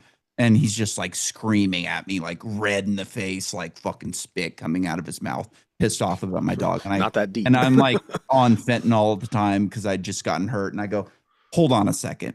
And I shut the door and I go and grab a shotgun and I come back to the door and I go, okay, now we can have a conversation. Yeah. And he just freaks out. I'm calling the cops on you. You threatened to kill me, blah, blah, blah, blah, Whoa. blah. And the cops show up and they were like, did you pull a gun on him? I was like, I had a gun on me. Yeah. And I That's shouldn't why have we were even talking. said, I shouldn't have said anything, but I go, I had a gun on me because he was freaking out and I thought he might attack me. And he was like, well, maybe just don't mow your lawns at the same time. Okay. So, okay. Do you have a I like that cop's response first of all. So Yeah. good job on that cop's Yeah. Good response job on him. because he could have escalated He could have like they absolutely. normally fucking do. Yep. Like they're Yep. almost trained to escalate. Yep. But so good on him. Good on him. But two is like do you were even in blue state, most blue states, if you have a gun in your house and somebody's yelling at you on your porch, that is perfectly legal for you to be holding your gun. That's no matter what state I'm you're not in. going to fight with that guy. Yeah, no, there you go. So you're well within your rights there. Yeah. But then after, let's say confrontation is done, do you have the legal, imperative to then put your gun back in its little locker? No, I don't have to have a locker. I Yeah, have a shotgun on my fucking. I have a shotgun over my mantle right now. this state that I am currently residing in, it used to be if you are living in a house with minors that you had to lock it up. You had to have Yeah, certain and like also like echelons of locks. people who come into my house to do like construction work aren't faggots, so they don't like, look Unlike, at my gun and go, "Oh my god, I'm unsafe. yeah, he The couldn't even gun's finish gonna the jump HVAC. off the wall and shoot me. Didn't you know that's how guns work? That's why we need more gun safety laws or whatever. Fucking gun The restriction gun's shit. just gonna jump off the wall and shoot me when there's nobody around it. Oh my god." Oh my God is one. Shut up, Speaking of, did you yeah, fuck that guy for sure. Did you see the Matthew McConaughey fallout from this No. 250? Oh my God, I'm so Oh, glad that dude, the that's conversation went funny. this direction. Okay. Like I thought he was gonna run for president at one point. I'm sure he's still trying because there's no better quintessential Like when he went example. on Joe Rogan, I was like, oh, this guy wants to be president. He definitely, well, I think he was talking about governor of Texas because obviously stepping Yeah, stones, right? something like that. And I Of think course, he'd be a Democrat because he's a well, faggot. I think these Maybe types he of would just be a situations, Democrat Republican like Trump or Schwarzenegger, you know? sure, yeah. I mean, I called it even as a kid that Schwarzenegger would win because of his notoriety. And I remember so specific. It was like, no, we'll never do that. We'll never elect an actor. I was like, Yeah. And then like all I, through COVID, he was just a Democrat. oh, 100%. Yeah. Lockdowns. Yeah. What did he say? Screw your rights? What did he say? Yeah. Screw your Free rights, your right? freedoms. Screw your freedoms. That's what it was. Yeah. Yeah. Well, McConaughey, now, again, I think most actors are probably perfectly fine to have a whiskey or a beer with. That's probably the best case scenario Dude, capacity for them. okay, we'll get back into this Yeah, yeah. quickly. I did a movie scene when I was working in San Francisco. They filmed a scene of this movie called The Internship that had Owen Wilson and Oh Vince yeah, Vaughn in yeah, it. yeah. It's a fun movie. They cut the scene, so I wasn't in the actual movie. But like, dude, when they came in, they were the biggest fucking douchebags in the world. Yep, Even Vince yep, Vaughn, who like everybody says is cool, like yeah. they were the biggest douchebags in the world. Such Like a shame. at Such one a shame. point, my boss's wife was playing skee ball with Owen Wilson, and my boss went and like took a picture of him, Mm. and like he was like, "Hey man, you can't be taking pictures of me. Like that could end up on TMZ, and it could, people could take it in the wrong way, and blah blah blah." And he's like, "Dude, if I was gonna put you on TMZ, it would be through one of the 50 security cameras that I have running right now. Yeah, So the like, over the place shut the business. Yeah. fuck up and take a fucking picture with my wife, you know?" See, And see. like, dude, Yep. they made our bar like look super nice. It was this tiki bar that overlooks Alcatraz. Like, I'll send you a picture of it later. It's a fucking cool bar. And like they decked it out with sets and everything. And my boss was like, "Can I get a picture with like, me, my chef, my bartender, which was me, and like my wife, and like the people that are here, and like the stars of the movie? Can we just like stand in the tiki bar and take a picture?" They're like, "No, we can't do that." And so Yeah. like when they came, so they like set the scene up in the bar, and everybody's like sitting around the bar, and like I'm behind the bar making drinks for everybody, and then like Owen Wilson and Vince Vaughn come out. It was the weirdest fucking thing ever. Yeah. So Like the like tension. the first thing that I noticed was like these guys are fucking loaded up with makeup. They had so much Oh yeah. makeup on. It was crazy. They Of like course. looked like it was Like wax weird looking, figurines. like the Yeah, yeah, yeah. Joker. Yeah. Yeah, like wax exactly. And then like I've met enough dude, celebrities now Owen that Wilson, I've seen the same thing. Owen Wilson's just doing this weird fucking thing where he's like talking to himself, and Vince Vaughn is like talking to himself out loud, but he's also talking to like the cast and crew, Hmm. like, and he's talking about fantasy football. And it's so weird because he's like acting like there's nobody else within the room. So he's just having a conversation like loud. It was the weirdest fucking thing ever. Like they're such weird people. There was not a single part of me that wanted to sit down and have a drink with either one of those guys. Yeah, that's a majority of the case. That's why I say It was best case so fucking scenario. weird, dude. It That's was why I'm so saying weird. My best case boss got scenario. so mad that he ended up like getting an extra 30 grand out of the producer because he took her into his office and just screamed at her for like 20 minutes over how they were destroying his bar and how like they were rude, and just it was ridiculous. Good. He should 30, what do you say, 20, 30 grand? He should It have was got like 30 grand extra that he got. He's like, "I shut my fucking restaurant down hours early for this shit, and like you guys are treating me like scum." yeah, add a zero to that while you're at Yeah. it. Fuck you. Yeah. That's not even your overhead catering costs and Anyway, platter sorry to costs. derail you. No, it didn't derail because it's 100% like why I bring up Matthew McConaughey is because all of them are like they're all fake. They're all reading scripts. They're all, and how can you be normal Dude, have with you ever looked at Matthew McConaughey's Instagram?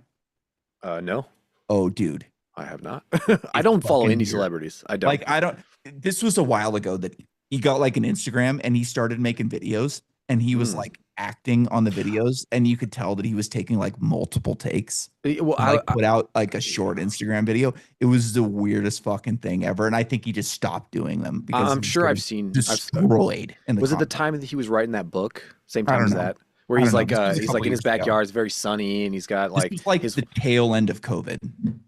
I feel like I've seen probably a couple of those clips then It's because fucking weird, dude. yeah, yeah. Well, You remember all of like the them. Kevin Spacey when he was doing his House of Cards character on Instagram? Like Vaguely. Matthew Again, McConaughey was doing that.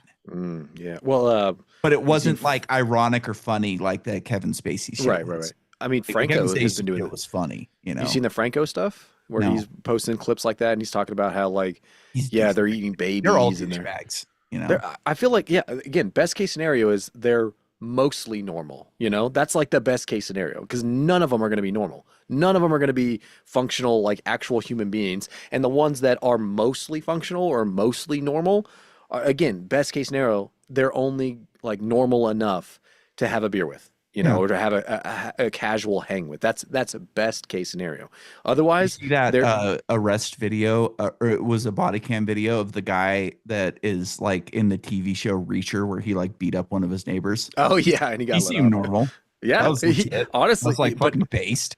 100% based. But he also isn't like, Matthew McConaughey has been famous since they were 16, Yeah, worth $1 billion fucking dollars, and yeah, has been in everything, and now is, eyeballing the presidency. It's like, yeah. I don't The expect weirdest thing about like the Vince Vaughn and Owen Wilson thing was you could clearly see that they thought they were better than you.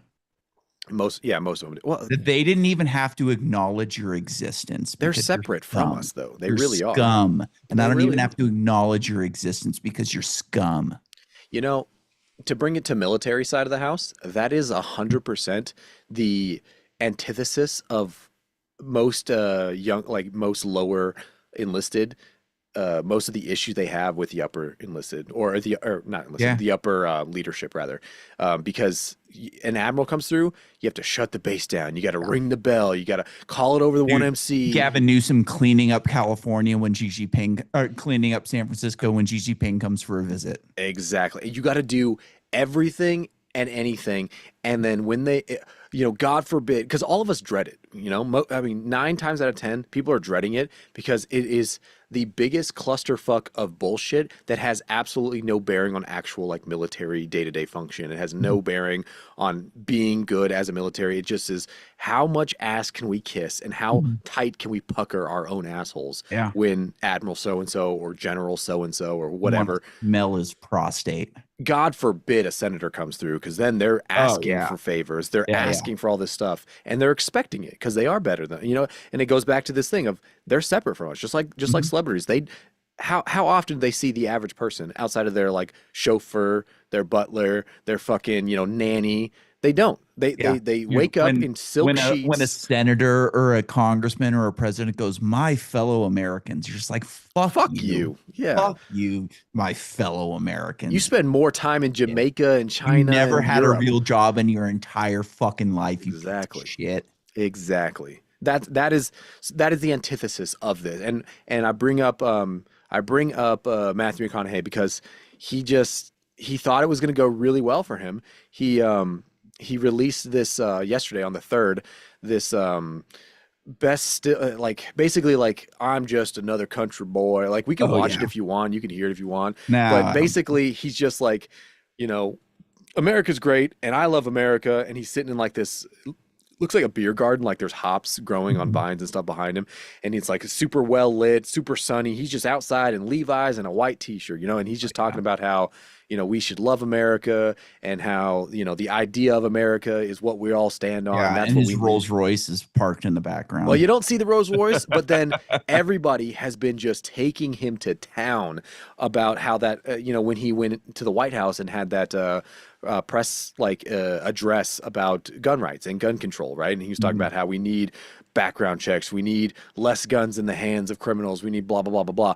Everybody has been like putting those like two videos side by side, and it is, I and hate again, that argument. he has the same like flow, the same syntax, the same everything. It's like because he's reading a fucking script, guys. He's Did Gavin what Newsom in what movie. part? Yeah, what part of this did you think was authentic? Which part? Which did you think was the gun control part, or did you think it was the I'm a Southern boy Yeah. running for Texas? Like what part, or was it the all right when he was 16 years? Like what part of this did you think was authentic? Because Yeah. I doubt that he even knows who authentic Matthew is Yeah. anymore. And And dude, so it's they're you have God, cops to protect you from criminals. Why do you need a gun?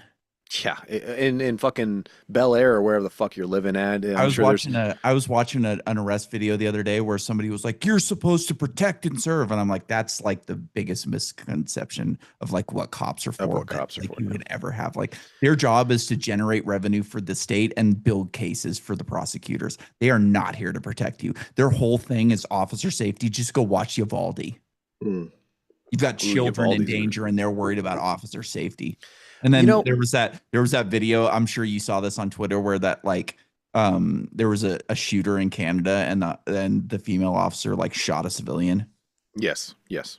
She You should never she like this whole she idea shot of, the oh, wrong we should have person. less guns in the hands of criminals. Like you're never going to stop that. You can't stop that. What you can do is arm yourself and protect yourself. And every time I go out on like if there's a reason I have to go unarmed, I feel so much more like I'm so much more acutely aware of Mhm. whether or not this is worth my life because that's kind of what it comes down to, Sure. and especially in I like don't where I'm at. conceal carry or open carry in Idaho because I don't feel the need to. Okay, that's what I'm. That's a good point because where I'm at, I am so much more aware of it, and it's especially bad because I'm not allowed to. It's like Yeah. it's that situation when you know you're prohibited. And previous places I've been at, Texas for example, I'm never afraid really of walking around unarmed in Texas. Like Mm-mm. I still conceal carry pretty much everywhere I go. Anybody who sees Hermes will, 9 times out of 10 I have something on me, guys. Just realize that. Two, They don't know who you Texas, are, so right? I have layers of protection, yeah, Nick, yeah, if you yeah, didn't know. yeah. But in Texas, I don't have that feeling of like, you know, oh no, if I go into this, whatever restaurant or anything Walmart. else, Walmart, yeah, exactly. That my likelihood, like it's not sketchy, That's that to put it simply, it's not sketchy. Yeah, that's how it is here. Everywhere in California is sketchy. There is not a place in this state that is not sketchy. At least that I've been to, Yeah, dude. outside of the fucking redwood forest. Unless you're in Yeah. the middle of fucking nowhere Dude, and I there's a did a big couple. drug deal in Los Angeles when I was younger, and it was fucking scary It's not having a it's gun on me. it's sketchy, and so to those like inner city kids in Chicago, it's like you either carry a gun and get killed by a gun, or you don't Right? carry a gun and you get hit by a ricochet from somebody else who's carrying a Yeah. gun. There's no way around it, okay? Mhm. And I would rather have the gun and stand half a chance than not. Is Yeah. always the hill that I've settled on. So it's like Yeah. again now in Idaho, when when I'm hunting in Washington, for example, or I'm on the border of Idaho, Montana, any of those areas, I'm never like in need of that safety net for sketchiness because the sketchiest thing out there is a fucking moose. I don't have to worry about anybody coming up and mugging me or the cop saying I'm racist, therefore I'm going to get arrested when somebody fucking tries to mug me and I try to defend I don't have that to worry about. Whereas there are places where you do, and those are always the places that are like, and you can't carry a gun. So it makes it like that much worse, like layers on layers on layers. And it goes back to, again, shall not be infringed is one of the big ones that I can't. Did they? I don't think they ruled on it yet. I know they just ruled on the cannabis one. I think they're set to rule on the high capacity magazines and the quote unquote assault weapons bans in certain states. I know it's at the Supreme Court. It's got to be like this weekend, this coming week. I know it's up there. And AR again, means assault rifle. shall not be infringed. I don't know how many different like modern English There's no interpretations. interpretation for that. Thank you. There is none. And yet here It we is what are. it is, And but here like we you said, are. yeah. And that's why I'm not a fan of the Constitution, because like you can have these weasel lawyers and weasel judges who can like, oh, well, there's a different way to interpretate that. Like, You know, fuck you. What does maybe shall mean? What does not mean? It's like, fuck you, dude. You yeah. know what it means. You're being a fucking weasel. I remember a while back, I had a conversation with my mother when like they were talking about like doing limiting people with mental health issues from having weapons. She's like, "Oh, I think that's fair." I'm like, "What do you mean you think that's fair? Yeah. Like, who decides Whose who's definition? mentally like right now, the way we've been talking for the last hour, there's a lot of people in this country who would say that we are not mentally fit to own a firearm." Absolutely. Yeah. And again, and the goalposts will shift depending on Mhm. who's in power, because again, you and I can say, and that's the thing. I know. I don't. Did we record when the whole trans like conversation was coming up on whether they should or shouldn't be able I don't to? know. PBI, I forget. Well, I know I discussed it with multiple people, and everybody was like, "No, we definitely like now that we see how much mental instability." I'm like, I don't give a fuck. I'm so much on one side of the fence that you can ask me today on this topic of like trans rights, for example, right?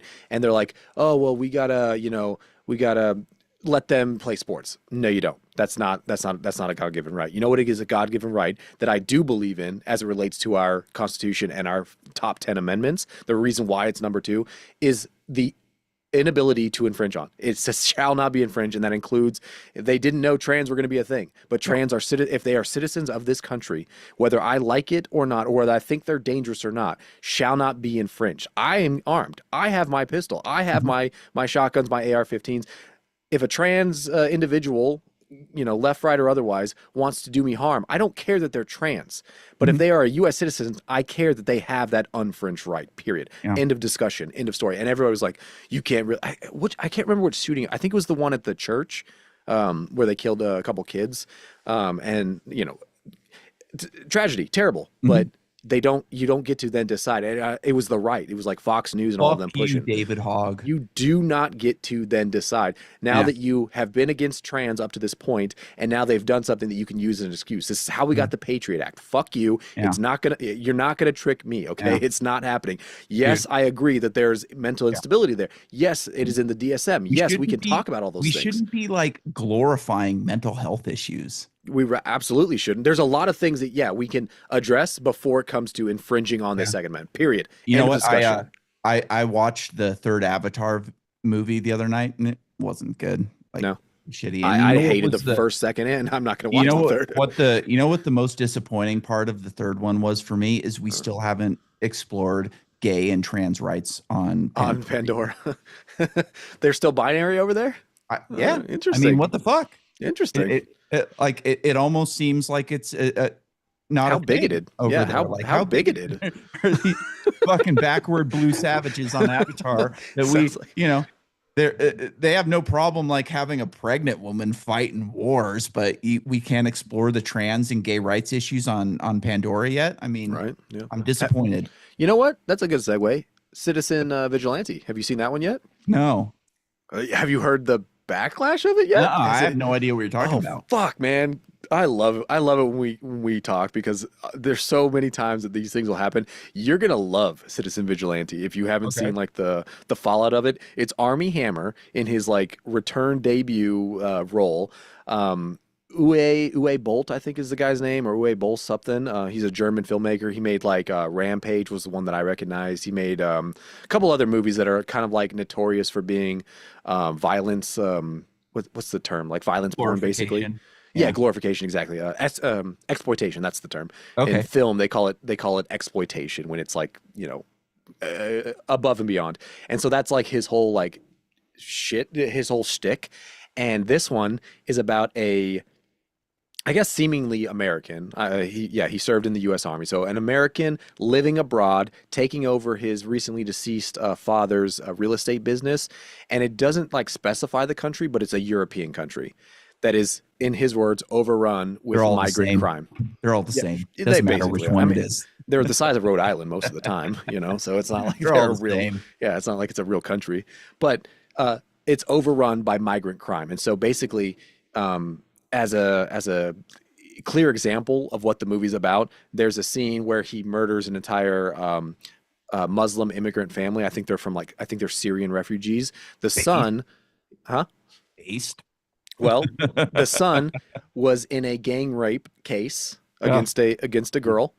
The country ended up letting him off. So he kills the judge and everything, right? But they're let off and they're given probation and therapy so that they can better assimilate to the country's restorative justice. Yeah, right. And so he goes over there and is like, "Is this the values you're teaching your son?" And the father's basically cites the Quran and cites like how he's trying to instill like certain X, Y, and Z's to his kids. And then the daughter, I guess, was like sympathizing with not sympathizing. It was victim blaming, basically the rape. She was like, well, if they didn't walk around, with skirts and stuff, it wouldn't be X, Y, Oh and Z a yeah, yeah, problem. yeah. Like, so it's a family, and What was she basically, wearing? yeah, exactly right. So it's a clear response, and I don't know if you have seen it. It sounds like you haven't. You should watch Pierce Morgan's interview of the director, and there's a very I forget the other guy's name, like Piken, whatever. Oh, Hassan Piker. That guy. Yes, That thank you. guy's a piece of shit. Well, he's like, you can't tell me. He's literally talking to the director. He's like, you can't tell me this isn't going to insult violence against migrants and blah, blah, blah, blah, blah, right? God. And the fucking German, I loved the director's responses to everything. He was like, of course not. What are you talking about? He was just like calling him out, black and white plain stuff. He's like, what the fuck are you saying? He's like, no. And it's in like the thickest German accent. So he kind of sounds like a Bond villain, Yeah, which dude, that makes guy's it even such better. a piece of shit. Like he's He a was. champagne socialist. He was. Like his parents are fucking rich. He's never had to work a day in his life. Just a total piece of shit. He's I never like he's not on my radar a lot, but when I see him, I know I'm who just he like, yeah, I'm just like, most of the time I disagree with him. I lean against him because he's always so fucking, like anti-speech, anti, 2A. He's anti basically everything that I would agree with. And then he's always trying to like, basically like prop himself up as like the moderate or the reasonable like voice. And it's always like, shut up. You sound pretentious. You sound fake. Yeah. You sound like you're just trying to be on the fucking PC side of the house. So Yeah. honestly, gut reaction says fuck you regardless. I don't even care what you're saying. Just fuck you. And in this case, and in this specific interview, Did I you was see like, the interview that he was did amazing. with the New York Times? No, Oh, dude. depending on what it was, of course. He like did this he did this like podcast with some women from the New York Times, and they're just like eating out of his hand. And Of course, yeah. They're just sucking each other off all crazy. fucking interview, right? Yeah, dude. I saw like clips of it on Dave Smith's show, and it was crazy. It was fucking crazy. You should watch the Pierce Morgan one because again, yeah.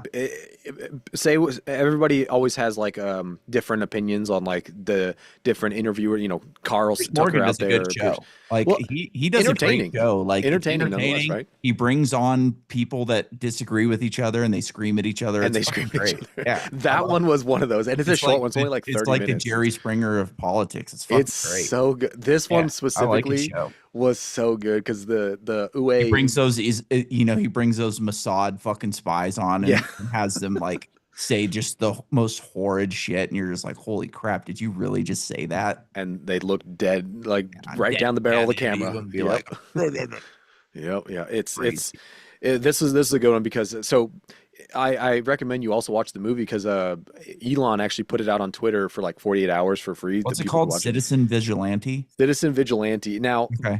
like objectively speaking, people are like, "Oh, it's not a good film." Fuck you. I like it.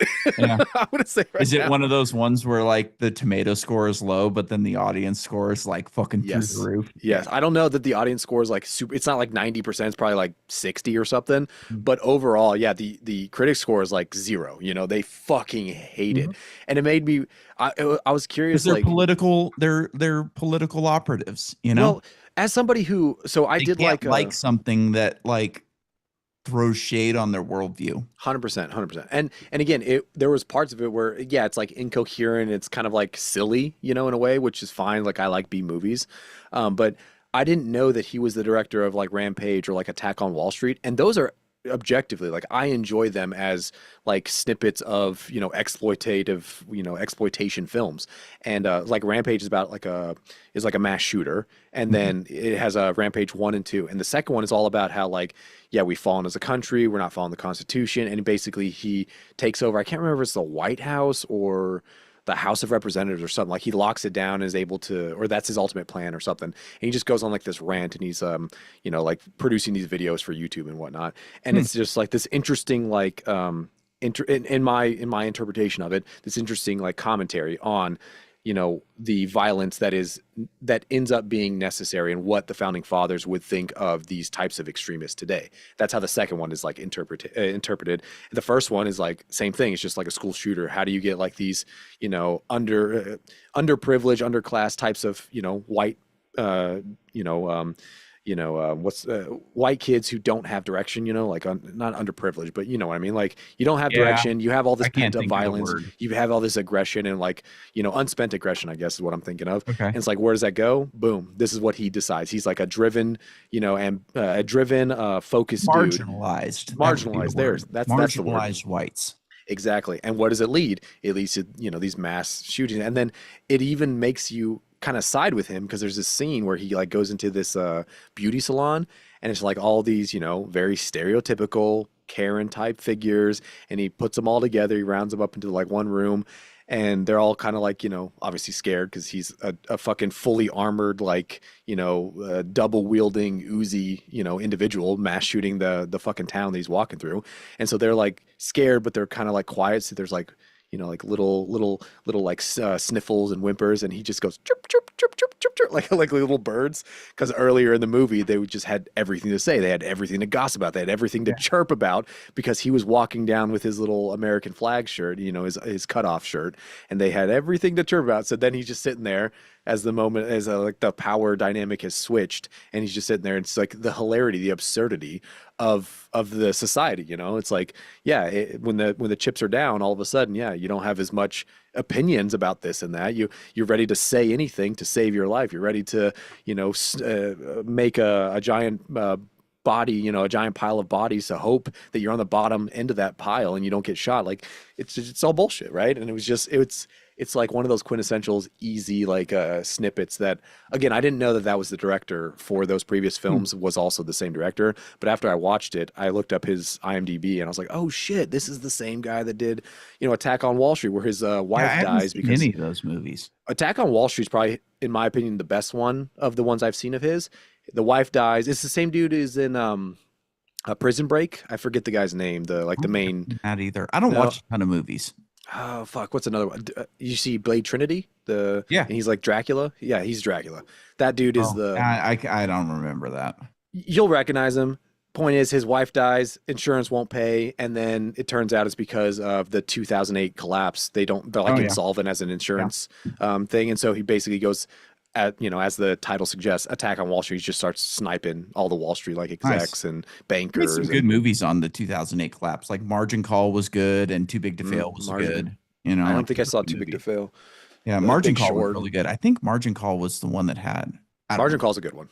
It's good. Yeah, it's good. I think that's the one that like has Woods playing Lehman. Yeah. It sounds right. That's honestly one that I need to rewatch too. It's good. Yeah, those are good movies. It's like, but yeah, man. You should too, because like those movies are like tough to get a normal person to get into. You know what I mean? Yeah. Like, to really like realize what the fuck happened. And that's one of the things on my list that I made was like the 2008 financial collapse and bailouts. You know, that was one of the big fucking things where like bailouts are now just an essential part of the economy. Mm-hmm. Yeah, I mean, look at fucking COVID. That was the biggest, like, not even eye opener, but like you could point to in the last. It hasn't even been a decade that you can point to, and it was the biggest transfer of wealth in human history. But I remember when it was happening and the discussion was happening. I was like, guys, do you not remember? Oh wait, do you not remember? The 9/11. Do you not remember where this fucking leads every goddamn time? And I remember, my show has been around long enough now. You can check the receipts. I have the episode to prove it.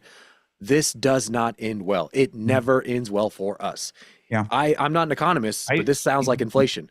Yeah. I didn't know anything about Occupy Wall Street when it was going on. I was actually living in San Francisco soon after like the Occupy movement started. And like they did themselves a disservice in a lot of ways. So like in San Francisco, they had this like section off of the Embarcadero BART station where like people were just camping out on the street and they had Occupy signs up, but it was just homeless people looking for a place to stay. And like I remember thinking like, get these fucking losers off the street. Like what the fuck are these people doing? And it was like a disservice to the movement itself because I learned about it later and I was like, oh, like there was actually something like to protest in that situation. But the way that like it was co-opted by these homeless people in San Francisco just made it to where normal people like wanted nothing to do with it. Yeah. And I if I'm not mistaken, the Occupy movement didn't last long before it was co-opted by like local police, Yeah. FBI. Like they Oh, infiltrated dude, pretty like quickly. the spot in San Francisco, it was like people were sleeping in tents. They had fires on the middle of the street, and it just reeked like piss, Yeah, you know? of course. Yeah. And it was just one of those things where it was like normal people look at that and just go, get the fuck out of here. What are you Yeah. doing? You know? And like you And said, I mean, yeah, they did it, themselves a disservice by allowing these homeless people to co-opt it in that way. but that happens with every movement. I mean, Yeah, it does. unfortunately, that I've noticed more and more these days Yeah. There's is very few grassroots movements anymore in the United States. That they was won't like the last one, you they know? won't let it happen though. That's the thing Yeah. is, and when I say they, I mean anybody that is counter productive for, for example, if you're a bank and they're protesting banks, you have more money. Go ahead and hire, a couple cops, a couple off-duty cops, agent provocateurs. Go ahead and infiltrate, go ahead and Yeah. sabotage, co-opt, and then all of a sudden now you have the excuse to fucking get rid of them. And Yep. that was, I think, when they first learned that playbook was Occupy Wall Street because Yeah. they were there for a while. They were there for a good month before. Have you ever seen any of Peter Schiff's videos from Occupy? It's not ringing a bell right now. Do you know who Maybe Peter Schiff is? it's not ringing a bell. No. Okay, so Peter Schiff is an economist. He's like a gold bug. He's very anti-Bitcoin, which is strange. But Okay. like he's like a libertarian, like Austrian economist, essentially. He's really fucking smart. I And like like him. during Occupy, he was going down like in New York City and he was wearing like a fucking $10,000 suit. And he had a sign around his neck that was hanging over his chest that said, "I'm the 1% and I'm not your enemy." And he was Hmm. just going down there and telling people like, "Hey, look, like this is not a slight, like this is not because of billionaires. This is not because of rich people. This is from the fucking government." Yeah, this is the Federal Reserve in Mhm. practice that Federal you're Reserve. And he was asking. just like spouting all of this great like Austrian economics and just like talking to these people one on one, being like, "I'm not your enemy here. Like Mm-hmm. I'm the best thing for your cause." Yep. Is like a productive rich person is like the best thing for the working class in this country. It's the government that's the fucking enemy. And that's a fact and a hard pill to swallow that most people Yeah. don't grasp and realize. Yep. I Dude, mean, I remember when I was living in San Francisco, I was driving. I was on my dirt bike and I'm like driving down like Embarcadero or something like that. And there was this like car, and I can vividly remember this. It had like all of these bumper stickers on it that said "We are the 1%," and it was hmm, like an Audi A5. yeah, of course. Well, why? First of all, why'd you do that to the Audi? Second of all, It was like this. It was like a $50,000 car with yeah. all these bumper stickers talking about Occupy, and I was just like, "What is this fucking retard doing?" It's the same people that is. I guarantee you, it's the And exact same people that do the "I'm anti-Elon Teslas." and dude, They're since like, then, it's not like we are the 1%. It's like we are the 0.1% of because it's course, gone like, especially after COVID, it's gone just even further yeah, out it of really control has, to dude. where like, dude, like I'm usually on board with Rand Paul. Like I think he's the best senator in the country, like by a large margin. But Hmm. like something he said a while back, I watched this interview of him and it really fucking pissed me off. Where he was talking about the middle class in America and he was like, "Look, people say the middle class is disappearing, but like we have the biggest middle class in the history of this country. There's never been more middle class people in America than there are today." And I'm like thinking, I'm like, dude, like you're fucking lying right now, which Yeah. drives me nuts because I know he knows the answer to this. It's not about like there's always going to be a middle class. There's going to be a high earner, there's going to be a low earner, and then there's going to be the median within the middle. There's Mhm. like no matter how much money, no matter how many billionaires, no matter how many poor people in this country, there will always be a middle class. It's not about how many people are in the middle class, it's about how much purchasing power they have. And the Mhm. purchasing power for the middle class is the lowest it's ever been in the history of this country. And it just really drove me nuts. Yeah, and but again, like you said, even if he, I feel like he I does know know that, he right? knows Yeah, that. exactly. I feel like you That's can't why it not know really that, right? drove me nuts because I know he knows that. But the problem is though, even though he does, even though we both assume, and I feel confident in saying he knows that, I also know that that is not going to win him a vote. That is Yeah. not going to get him any more power. Which is, let's be honest, My I parents were don't middle know. class. Like, dude, they bought a boat in their 20s for like Yeah, $15,000, a ski yeah. boat. Now, if you want to buy a fucking wakeboard boat, it's 150 grand. Easy, easy. Yeah, it's funny. Again, They you bought a say this. motorhome, a Class A motorhome for 30 grand. You want to Yeah, buy a Class A motorhome right now, you're spending over 100 grand. If you want to buy probably a brand new 200. pickup right now, you're spending 100 grand. 100 grand. Easy. Yeah, yeah. Again, Like the and these, purchasing power is just falling off a fucking cliff for the middle well, class. especially because the entire the entire premise of why we have to socialize, this socialized capitalism, if you will, especially with this too big to fail, these big banks. Um, Even if you look at like the premise behind that is like we're going to mitigate some of this risk, we're going to mitigate some of this runaway inflation, we're going to mitigate all of these things that quietly, just between you and me, we're causing. Let's just put that put a pin in that rather. The whole premise of that is fucking retarded when Mhm. you look at all of the other incentive factors that we have. For example, trucks, right? That is one of those deep dives that I went through because Yeah, my dude, wife and I do want one, right? We would like to 70 have a grand, larger. 100 We grand. would like to have. The technology has only gotten worse. It hasn't Yeah, gotten dude. better. Dude, And the whole what they've done to diesel pickups is a fucking crime. oh, you're talking You about know, like the like with environmental all the restrictions. Yeah, emissions restrictions that they put on these things. My dad bought a diesel pickup in 1993 when diesel was cheaper than gasoline, yeah, and it was a mechanical Dodge diesel pickup. The thing will run beautiful. for 500,000 miles. It will get 30 miles a gallon. It will never fucking break down. The thing is Hmm. a fucking tank. Now you buy a brand new diesel pickup, they pump all of the exhaust emissions back through the intake, and these things are blowing up at 80,000 miles. Yeah, and It's a what are we supposed to fucking again? joke. Technology has not again. It's not like it's a spaceship now, and yet it's costing as much Yeah. as like a spaceship And should. and I'm going to shout out Idaho on this one. We got rid of smog in Idaho. You don't have to pass smog. There's no more emissions laws in Idaho. Yeah. Good. Well, Like you should be able to buy a fucking pickup in this country for 20 grand. Like yeah, Toyota makes that. What's that fucking truck called? yeah. Overseas, the mid-size truck. I don't Uh, remember what it's called off the top of my head right now, but they make it. They sell it for like 15 grand in Taiwan right now, yep, but you can't buy one in America because of emissions. yep, It's 100%. ridiculous. Well, and part of that, again, I know we're hitting twilight. Part of it though We that can go as pisses. long as you want. I have nothing going on today. No, yeah. I have I still got some. I still got some drink left. well, then I need to get a refill because it's bad luck to toast on an empty glass. So whenever I end up getting that, I need to have some. But what pisses me off more than all of that is there's both can be true at the same time situations, right? Which I also fucking hate because yeah, we all not all, but like anybody who is informed agrees climate fucking science, the climate change bullshit, Yeah. the propaganda and the panic propaganda, Yeah. is bullshit. We all, Yeah. anybody Dude, who's I sent informed you that knows article a while back where like the Yeah, IPCC admitted that like they've been fear mongering for the last 100%. fucking years. And anybody who's informed knows that. That said, we had a giant hole in the ozone that isn't there anymore. Mhm.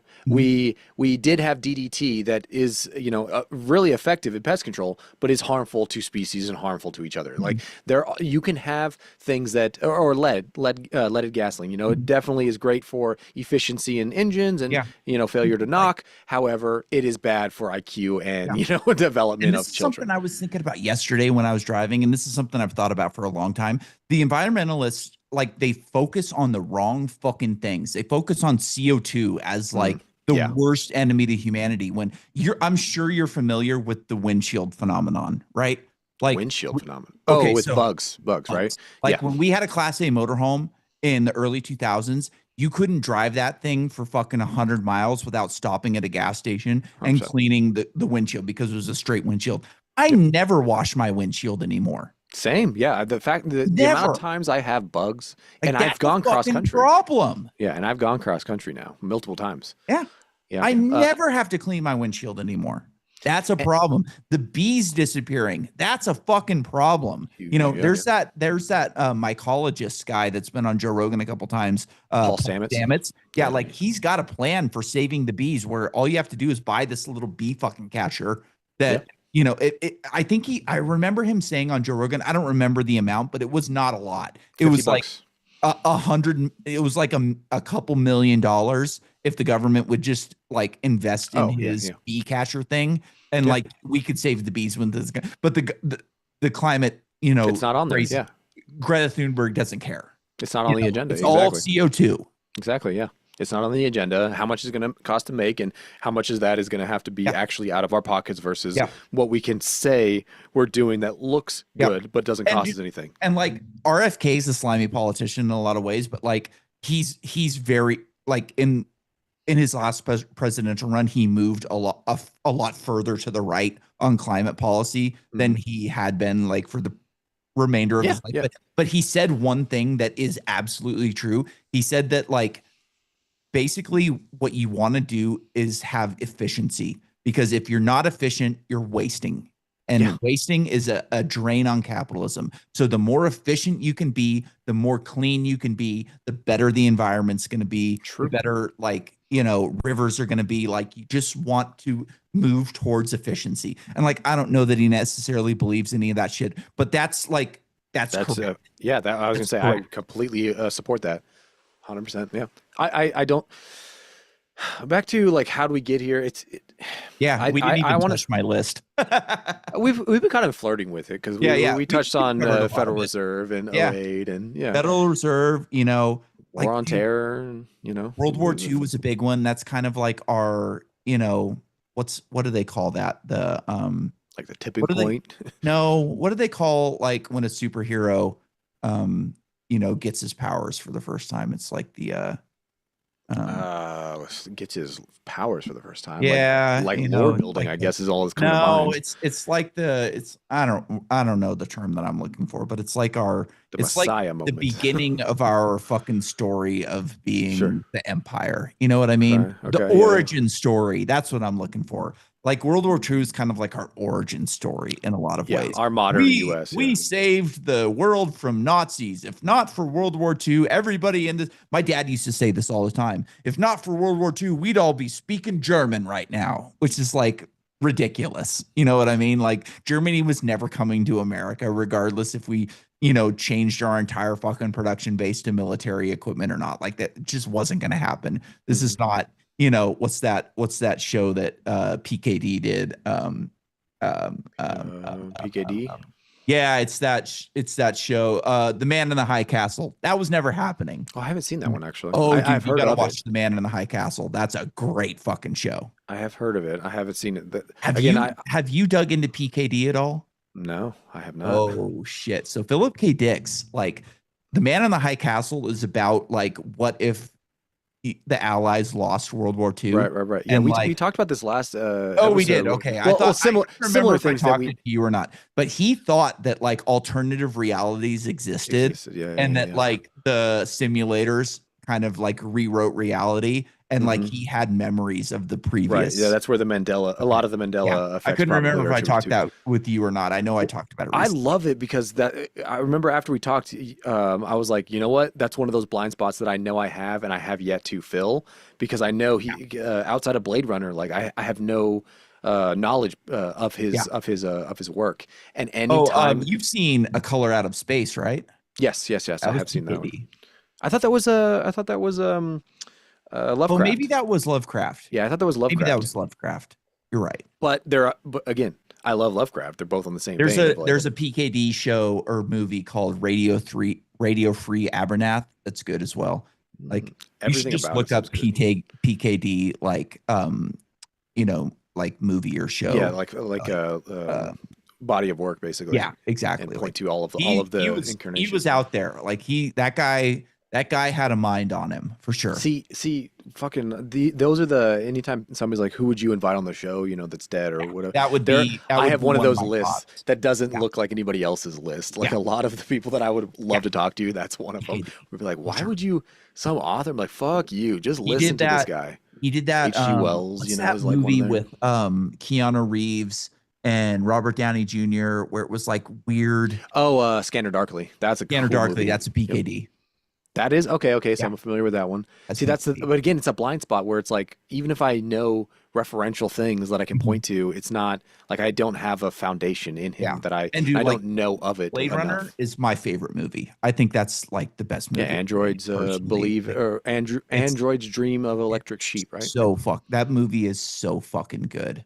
You Outside know, of, I completely agree. I mean, it changed sci-fi. It changed it did. our ethos of what we Mhm. think and believe in sci-fi and what is You know what was quote cool unquote about that scientific. movie is like it allowed you to draw your own conclusions in a lot of Mm, ways. It yeah, didn't like treat you like an idiot. You know, yeah, where I feel open to like interpretation. I Yeah. feel like when you watching Avatar, like that Fuck movie Avatar, bro. treats you Fuck like an James Cameron. that yeah, no, for sure. Like I watch all sci-fi stuff because like I That's just not even wanted sci-fi, to see dude. what he was doing. It's not That's it's alien bad. fantasy. Fuck It you. is. You're right. You're right. You know what I would have done I'm with that sorry. I movie? feel I feel No, a certain way. I am right there with you. The first one did well because of the visual aspects 3D. to Yeah. it. Yeah. And but now it's just mundane. It's the So same you shit. Yeah. watch it and it's a fucking terrible story. So 100%. like it just doesn't hit in the same way that it did. Yeah. I liked the first one because it was different. You know what I mean? Yeah. Um I, I don't know. it could I get away with a bad story on the sure. first one because the visuals were so fucking crazy. So And new. like Yeah. that's Yeah. what Yeah. like kind I watched I can that see movie that. on mushrooms like it was cool. Ooh, that Mushrooms. would be a fun. I Yeah, haven't not done it was that. fun on That would be a mushrooms. good one. Like it anyways, like what I would have done with that movie is, like you've seen it, right? You've seen the Mhm. first I've one. seen the first one, I and would have I made the unfortunately have seen tree the second. in the second one. I would have made the tree technology. I would have like Mm, okay, James Cameron is this climate change freak. Like, yeah. why not have Avatar being a post-apocalyptic society where like they have some fucking crazy AI that's downloading memories into this fucking tree, and then they could go underwater and find technology to like Mm. fight against the humans I and already like it you know so much better. yeah, dude. And like you could make it to where like the humans knew that there was technology that allowed that stuff, which is how they created the Avatar program in the first place. Is they went and found some old technology that was busted down, and Yeah. that Yeah. like dude, there's so many Memory, things. consciousness You, downloads and everything down there. Yeah. yeah, there's so many things you could have done with that fucking universe that he's just fucked up. The again, the first one I give like a 5 out of 10, Sure, and then as it blew up, I was like, guys, it's really not that good. no, The it's $2 billion. Fantasia, it's Dances with Wolves, it's Yeah, not great. and then And like I got a lot of shit for saying this early on for like with sci-fi people, but like Avatar is peak CGI for the foreseeable future because yeah, like people aren't going to movies anymore. The whole line forever was like, as technology gets better, it's going to be cheaper and easier to make these movies, and yeah, we're just going to have great technology. It's like, no, people aren't going to see your stupid movies anymore. So like, you're not going to be yeah, able to spend $1 billion and make 2 billion on it again. no, Like that's yeah, just not happening. I'm never going to the movie theater again. yeah. Last Look, time I went to the movie theater, I went and saw 1916 or 1917, whatever it 17. was, Yeah, that yep, yep, yep. that like beautiful noir movie, and they left the fucking light on in the exit row, and like it was cold God in damn there, it. and it's like I have a fucking nice TV and a comfortable couch in my house. Like I'm not going 100%. to spend a ton of money to go to these fucking stupid movies anymore. You That, I know, mean, and that's like fair. especially like after watching that third Avatar, after watching whatchamacallit, Project Hail Project Hail Mary. It's Mary. like, Yeah, dude, it's not even comparable. yeah. It's not even Not even. comparable. Not even. Yeah. Again, I think more people just like were fed up with you're racist for whatever or Yeah. you're this or that. A lot of these things, yeah, a lot of these pockets that we used to enjoy or even take for granted, we're all fed up with it. Yeah, A dude, lot of us they're took for not granted that even in the same fucking Project Hail Mary and Avatar 3 are not even in the no. same fucking league. It's not even close. And You know? how much more did fucking Avatar cost than Project Hail? Because Oh, Project Hail dude, Mary wasn't probably like cheap, three but times as much. and it's I yeah, it's like it's not even the same. It's almost not even the same medium, you know? Yeah, they're both No, movies, but it's it's almost really not. not. Yeah, One of it's them's for smart people, and one of them's for fucking retards. I don't even know that retards are watching Avatar and saying, "Yeah, yeah, let's go, let's watch that again. Like, let's do a fourth and a fifth. It was I can't stupid, wait." dude. The You know, second one was really bad. Like it I was haven't a seen redo of the first one, except in but with water. water, 100%. Yeah, yeah. And then That's like the change event, like you're familiar with fiction, so like you know what a change event hmm is. hmm The change event came at the end of the 3 hour movie. Yeah, right. And it's supposed to keep me engaged or, buy It was into. like you were I didn't care watching. about it It's enough. like you were watching a TV series with 10 episodes, and Yep. you're on episode fucking Like 8 or 9, 9. whatever. Yeah, yeah. You know, Yeah. like 9 hours into this, and we're doing the same thing over and over and over again. It's like, dude, what are you doing? Bro, you're preaching to the choir. I tried to tell people this after one because like my dad took my sisters to watch I'm it in not gonna lie, 3D. I liked the first one Right, when I right. saw it. Now The, I see through it because like I'm deeper into fiction and like stories, and yeah. like I understand like real writing, and so like now I don't like stack it up as a great movie. At the time I liked it Well, because it was the visuals. It was I the still visual. appreciate the visuals though. To your point, I still appreciate the visuals and the world building for this brand new, Yes. planet. I think is still cool. Minus this, like you said, the story is very, And you could flimsy. get away with it on the first one Well, you because exactly, it was novel.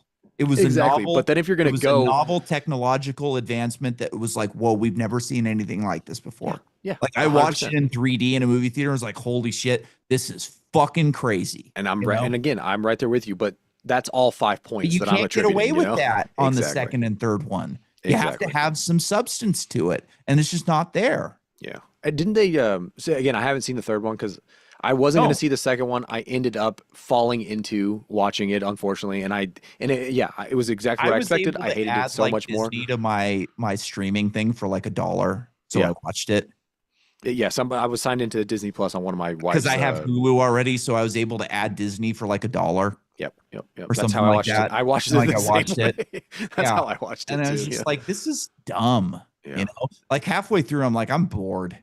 So like the third one though, is it true that they're trying to make it sexy? Like they put Oh, the fire lady in there to make it I don't sexy? know. I Well, mean, that's the bottom of it. That's when you it's know that you're lame. fucked. It's You're just fucked. lame. Think about it. It's made for kids in a Oh, lot of okay.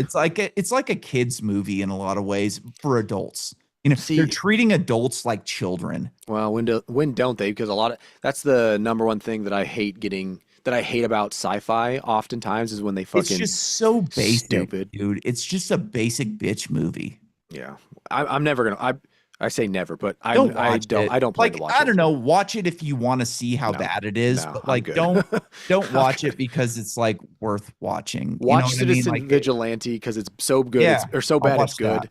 But don't. I'm never watching or willfully watching Avatar. It's just not Honestly, worth it. Don't fucking put your money like fuck him. Make him yeah, pay for not making a better movie. You know what I exactly. Yeah, mean? yeah. Because that's what needs to happen. He needs to lose that. Yeah. The studio and Cameron need to lose money before this will Like the stop. guy's made some great movies over the years, but these are just not good. Yeah, Terminator 2 is one of the best movies ever made. absolutely. Like Yeah, Terminator 2 The is Abyss, I fucking love. badass. The Yeah, Abyss. Yeah, talk like about he's thriller. Yeah, whatever Alien 2 I think he did. Alien 2. Like Yeah, dude, Aliens. Yeah, he's made some great fucking movies. Like make him pay for not making a great movie with agreed. all Because that Avatar money isn't. that he got. Yeah, How many movies could have been made for the price of that fucking shit movie? yeah. Well, nowadays at least three. At least, 30, at $350 million least, dollars. dude. You could make Yeah. 3 Project Hail Marys. Which they need to do You more know, of, the fact that it's the one and done is yeah, that's the crime that we're all having to, fucking just live with day in and day out is you have endless amounts of money on all of these streaming platforms, all of these production companies, and they produce 95% shit. They yeah, just shitting out. You got another Rock and Kevin Hart movie. You got another yeah. fucking Mark Wahlberg in fucking France with his fucking family. That's whatever. Then another Adam Sandler bullshit on Yeah, I don't care. Hawaii. Happy eh, Gilmore 2. I didn't even Whatever. watch it. I'm not Yeah, interested. exactly. Oh, You know, featuring Bad Bunny, so everybody's gonna Eh. watch. Shut the fuck up. You got I that. like I like me some Rick and Morty. There's a new season of Rick and Morty Yeah, playing there right are. Have now. you seen have you seen all That the show's episodes so far? awesome. Oh yeah, dude. Yeah, Yeah. I've caught up That's with one them. of I the loved best. it. That's like the best sci-fi show on TV is Rick and Morty. It's the Out of shit. the six, what is it, 6 or 7 episodes now? What's your favorite one so far? I have one that I'm pointing I think to. the Evil Morty one was the best. Evil War. Well, yeah, where they're going on adventures and Yeah. he gets jealous, and Yeah. that's a good one. I like What is the it? Bunker World. Bunker World, yeah, we're in Bunker World now. Yeah, that's a good one. The one I think it was right before it. Bowling Episode alley one two. was pretty good Yeah, too. Bowling Alley. That was That my was favorite good. so far. That That one was like had a good. lot of heart. I liked. I Mhm. liked a lot of that. The The last last one was season, pretty good. of Rick and Morty, like it got deep, like he got his wife's killer and Yeah, like there's some deep aspects to that. It's a great fucking show. I It's a agree. great show. I I agree. actually have, I wonder if I can reach it right now. I have all of those shirts. I'm blanking on the um artist's name, but he does a bunch of collabs with like Hot Topic and Spencer's and stuff. And yeah, he did. Oh fuck yeah, the portal gun. I got a fucking portal gun. That's what we need. If we had a portal gun right now, we could fucking be in studio right now Yeah, recording this episode. That's what I we know. fucking need right I now. got a portal gun. Just careful, make sure that the latest feature and it's not going to close on us unexpectedly. Yeah. I don't think should we I have. should mount the portal gun. You know what else I have That's a on good my one. mantle, which is pretty fucking cool, is I bought the gun from Blade Runner. I bought like Oh, yeah. it's got the double trigger. Yeah, yeah, yeah, yeah. I have that on my mantle right now. It's like a 3D sentient printed one. It looks fucking good. Like I What's bought that called? on Etsy a The while back. synthetic one, the synthetic hunter Uh-huh. gun, right? I'm blanking on the official name of it, right? I don't remember. The synth hunters or the synth Yeah. hunter whatever. Blade Runner gun. Yeah, Yeah. it's Harrison Ford's gun out of Blade Runner, the first one, not the newer one. Yeah, It's fucking sick. yeah. There's actually, I don't know if you've seen this, but there's a like an anime Blade Runner. No, kind of like Animatrix Good. though. It's called like Black Lotus. I think it's good. Black Lotus rings a bell though. Yeah. HBO Like- Max, right? I don't remember. Because Animatrix, they did like Animatrix. Yeah, they did Animatrix. I think it's the Black Lotus. I haven't seen it, but that does ring a bell. Oh, you But know again, what it's else I like have? infinite amount of things to watch, to read, to listen to. I have a Plumbus. Plum, where'd you get? Whoa. I've seen the portal gun. Where the fuck do you get the plumbus at? I don't know. I don't remember where I got it, but I got a Plumbus. That's awesome. I got a That's Plumbus. honestly like that's one of those. If I saw it, like if I walked into somebody's house, no other context, I just saw the plumbus on their fucking coffee table. Like, I should you know put it what? on my mantle too. We're gonna get along just fine. Plumbus. Have you Yeah. ever seen how the plumbuses are made, man? No. That's what we need to. That's what. Oh man, that's amazing. That's Yeah. that's I fucking got a awesome. Plumbus. I think that's all the Rick and Morty shit that I got. Let me turn off the video real quick fun, though. and grab me a refill so that we can yeah, we can hit the we can hit because my mom's on her way. We were Okay. having some chicken wings. Ooh, excellent. She's early though. She still had like 45 minutes to go, and she just texted me on my way. I'm like, well, yeah, I had 45 minutes. That's why I started this early, so I had extra time. But whatever, Whatever. Mom. It is what it is. Love you to death. Yeah, dude. Fucking portal guns is shit. I should put this on the mantle actually. Maybe I should put, I don't know. Which one should I should put, the Plumbus or the portal gun? They're both fucking. Gurians shuffle around back Plumbus is pretty fucking funny. there. I love I've never seen one of those. I didn't even know you could buy them. Yeah, dude. Interdimensional TV is hilarious. Like it's hilarious. The two interdimensional TV episodes are fucking great. I agree. I mean, because he makes reference to it a couple times. The Mhm. the one where they just spend the entire time watching it is my Yeah. favorite. It's fucking like the hospital one where they just watch yeah, dude. And then Jerry Rick and Morty's the ends shit. up being Like on it it's and got stuff. some of the best sci-fi concepts out of like any show or movie I've ever seen. Like Well, also- the writers of Rick and Morty are fucking brilliant. I agree, and they Like, respect Because I'm the a writer, audience. you're a writer.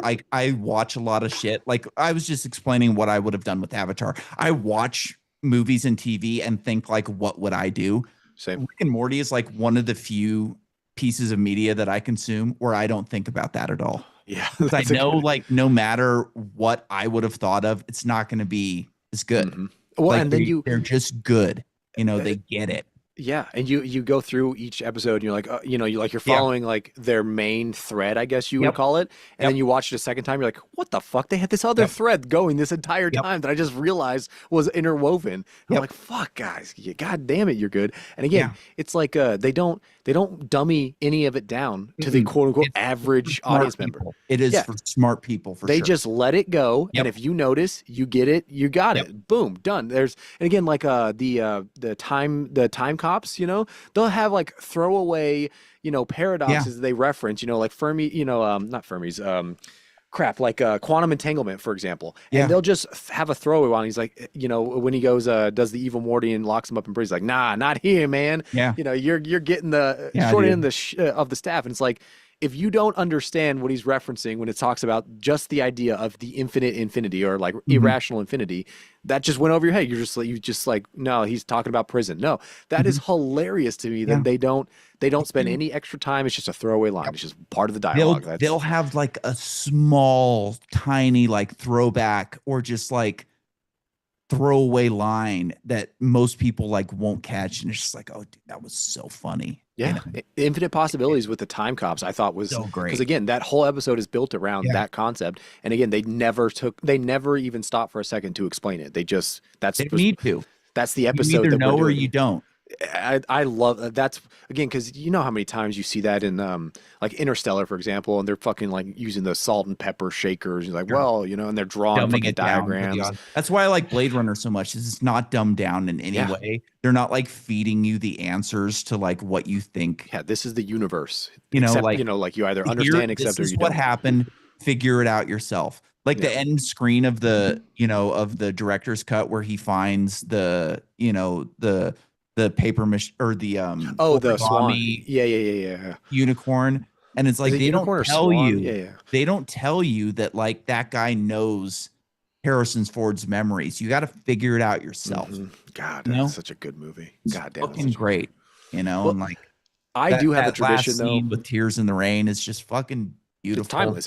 Yeah, that's timeless. Yeah. It, It's it, it's it it's one of those it supersedes or it's he yeah, it doesn't tell you supersedes. like I did a podcast with this guy off of Podmatch a couple months ago. I haven't even released it yet because it wasn't a great episode. He was like the number one booked guest on Podmatch, and I was like, oh, this guy should be good. And then it Hopefully, turns yeah. out the guy just does a ton of interviews, which is why he's Yep, the number yep, one guest. yep. But I anyways, he stopped was chasing talking that about one. like autism, and it was just boring. I was bored like halfway through it. But anyways, he asked me, he was like, what is your favorite movie? And I was like, Blade Runner. And he's like, explain that movie in one word. And I thought for a second, I said humanity. Yeah. And then I like thought about it after that. And like, that was the only interesting part of the podcast. I was like, that is the only one word Yeah. that you could explain that movie in. And like the whole last scene is explained by the word humanity because Yeah, like yeah, yeah. in that last scene, the replicant is more human than Harrison Yeah, Ford. he's realizing, recognizing it. If Harrison Ford's actually human, Right. but like in that point, like he's allowing you to live because he wants to show you that he's the same as you. Yeah. Like He there's knows no he difference yeah. between us, Yeah. And it was, I remember like even after I did that podcast, I went on ChatGPT and I was like, explain the word Blade Runner in one movie. And I don't remember what it said, but it wasn't a great word. And I was like, Mhm. oh, I chose humanity. And it was like, oh, that's actually the best word for It it, probably chose you know, technology. something like ChatGPT. that. I It don't probably remember did something like exactly that. what it was, but Mm. it was just it was cool to think about it in that aspect because it just got me thinking about that movie. There's so much like layers to that movie. And it's the same with Rick and Morty. There's just Yeah. layers upon layers upon layers of that show, 100%. Yeah. And it's No, like yeah. it's billed as this like out of control, like crazy comedy with a drunk and his Yeah. grandson. But there's so much like deeper It's to that real. Yeah. show. It's like Yeah. real shit. It's a fucking a black hole even of like you said, the knowledge and Yeah. references and true like philosophical and emotional depth that really again it's why I I love it. remember like watching the in last season where like Rick killed the Rick that killed his wife, and I was like, Mhm. damn, dude, this show's fucking deep. It Like went hard. this is some real shit right now. Yeah, literally burying your own demons of Yeah, yourself. Like that's yeah, again a lot of that infinite universe thing I know goes over yeah, people's heads and they just don't they're not why is he the god of that entire yeah, universe? It's because it's him, it's himself, which is the yeah, craziest part. I yeah, love it. I couldn't talk good enough things or long enough about Rick and Morty. yeah. Great And fucking show. It's the best sci-fi show on TV for sure.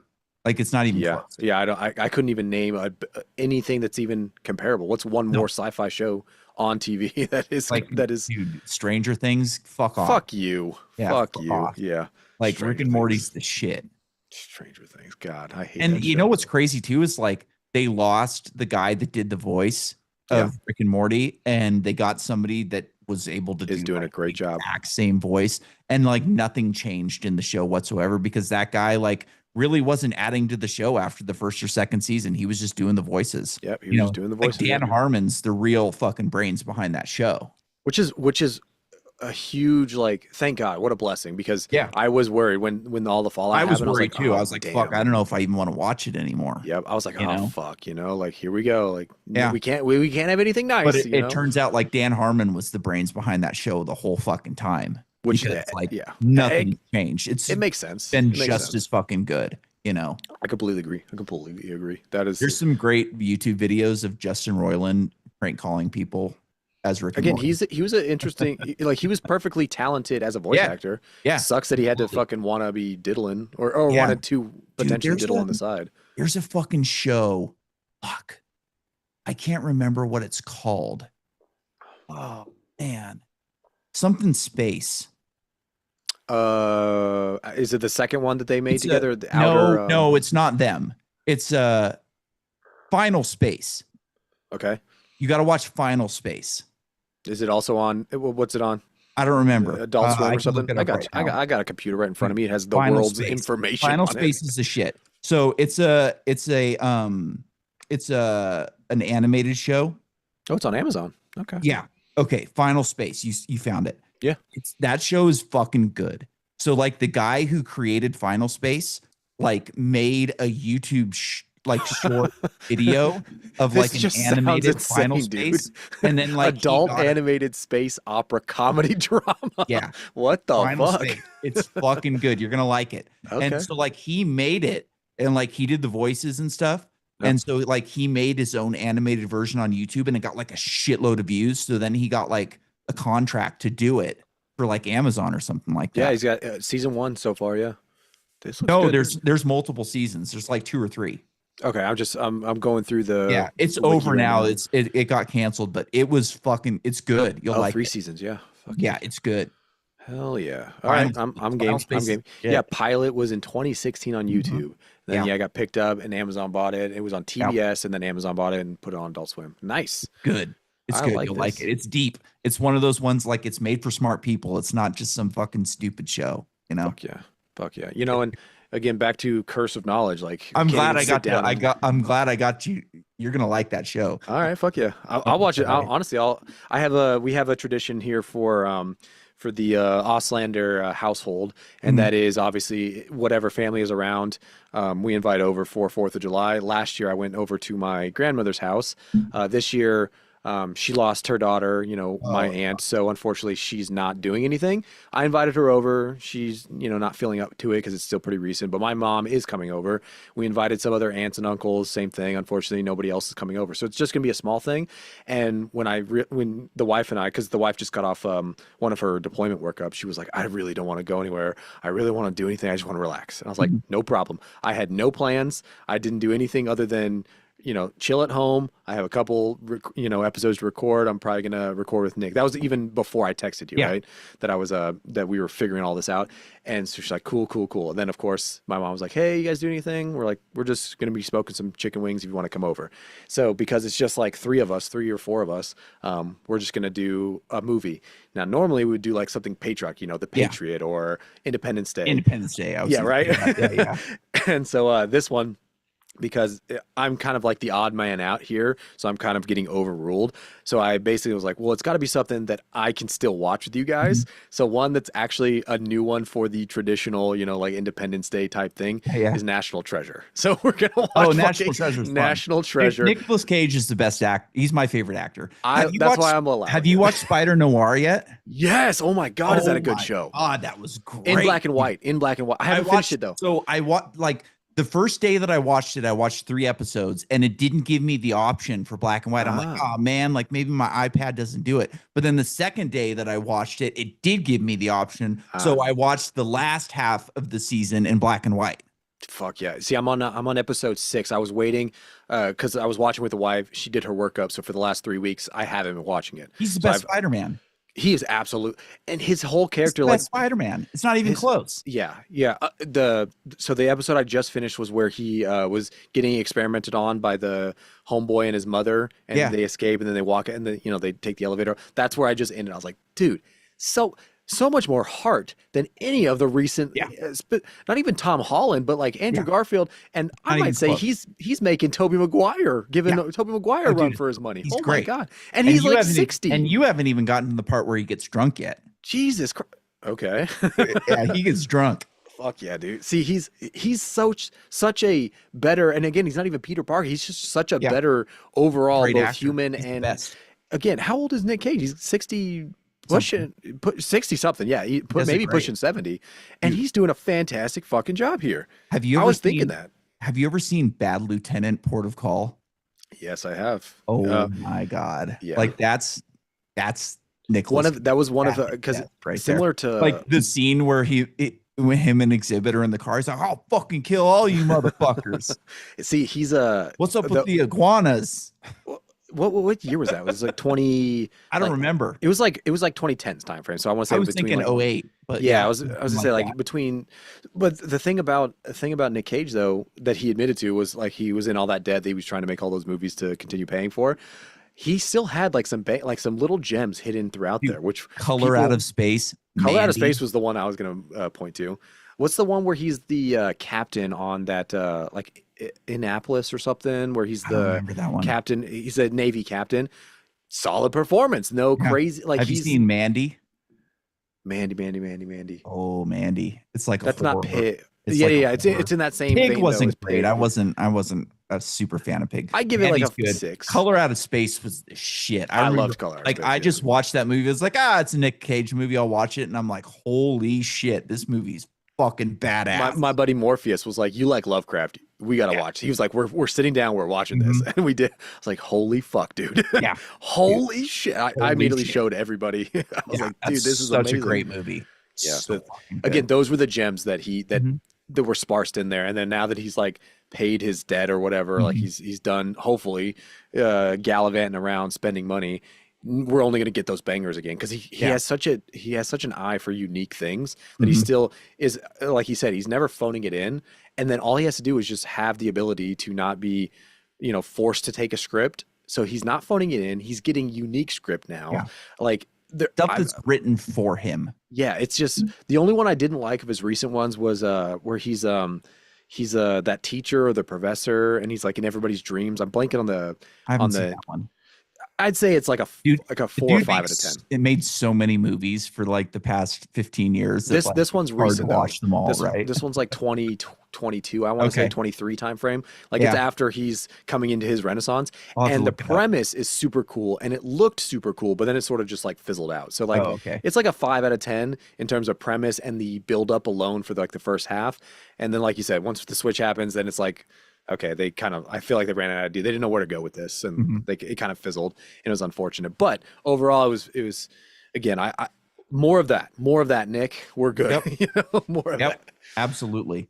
All right. Well, let me take a leak because I really got to, and I know Okay. my mom texted me 30 minutes ago, Yeah, so I and know we'll she's do here. some My required reading and then we'll get out of here because Fuck yeah. I've got an interesting.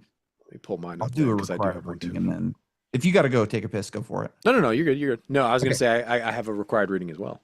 Okay, so because we were talking about the nature of infinity, I'm gonna recommend a series of books called The Infinite Timeline by Jeremy Robinson. Um, it's pretty good. So like I never really thought about this before, but like in one of the author's notes after the book that he did, it's like a timeline where like all of these there's different books about different characters and they all come together at the end. And like he wrote an author's note at the end that said like, I was thinking about like the nature of infinity at one point and like I realized that if we truly live in an infinite universe and even like greater an infinite multiverse, that there's somewhere out there my books are real. Hmm. Just because of the nature of Yeah, infinity. yeah. And like that's kind of what we were discussing with Rick and Morty, right? So I Yeah. wasn't going to do a required reading. So anyways, it's Jeremy Robinson, The Infinite Timeline. There's a book called NPC in it that's really good. Kind of creepy. Just about Yeah, like a I'll say. simulation and NPCs. And then also what I was going to do, because I think you're going to enjoy this, I wanted to do a required clothing for this one.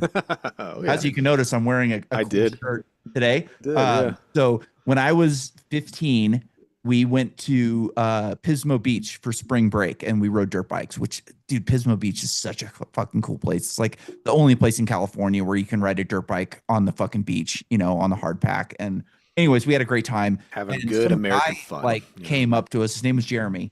And he came up to us and he was like, "Hey man, like I was like the only good dirt bike rider there. Like everybody else was on sand rails or four wheelers, and like I was a good dirt bike rider. So like I kind of stood out because I was doing jumps and stuff.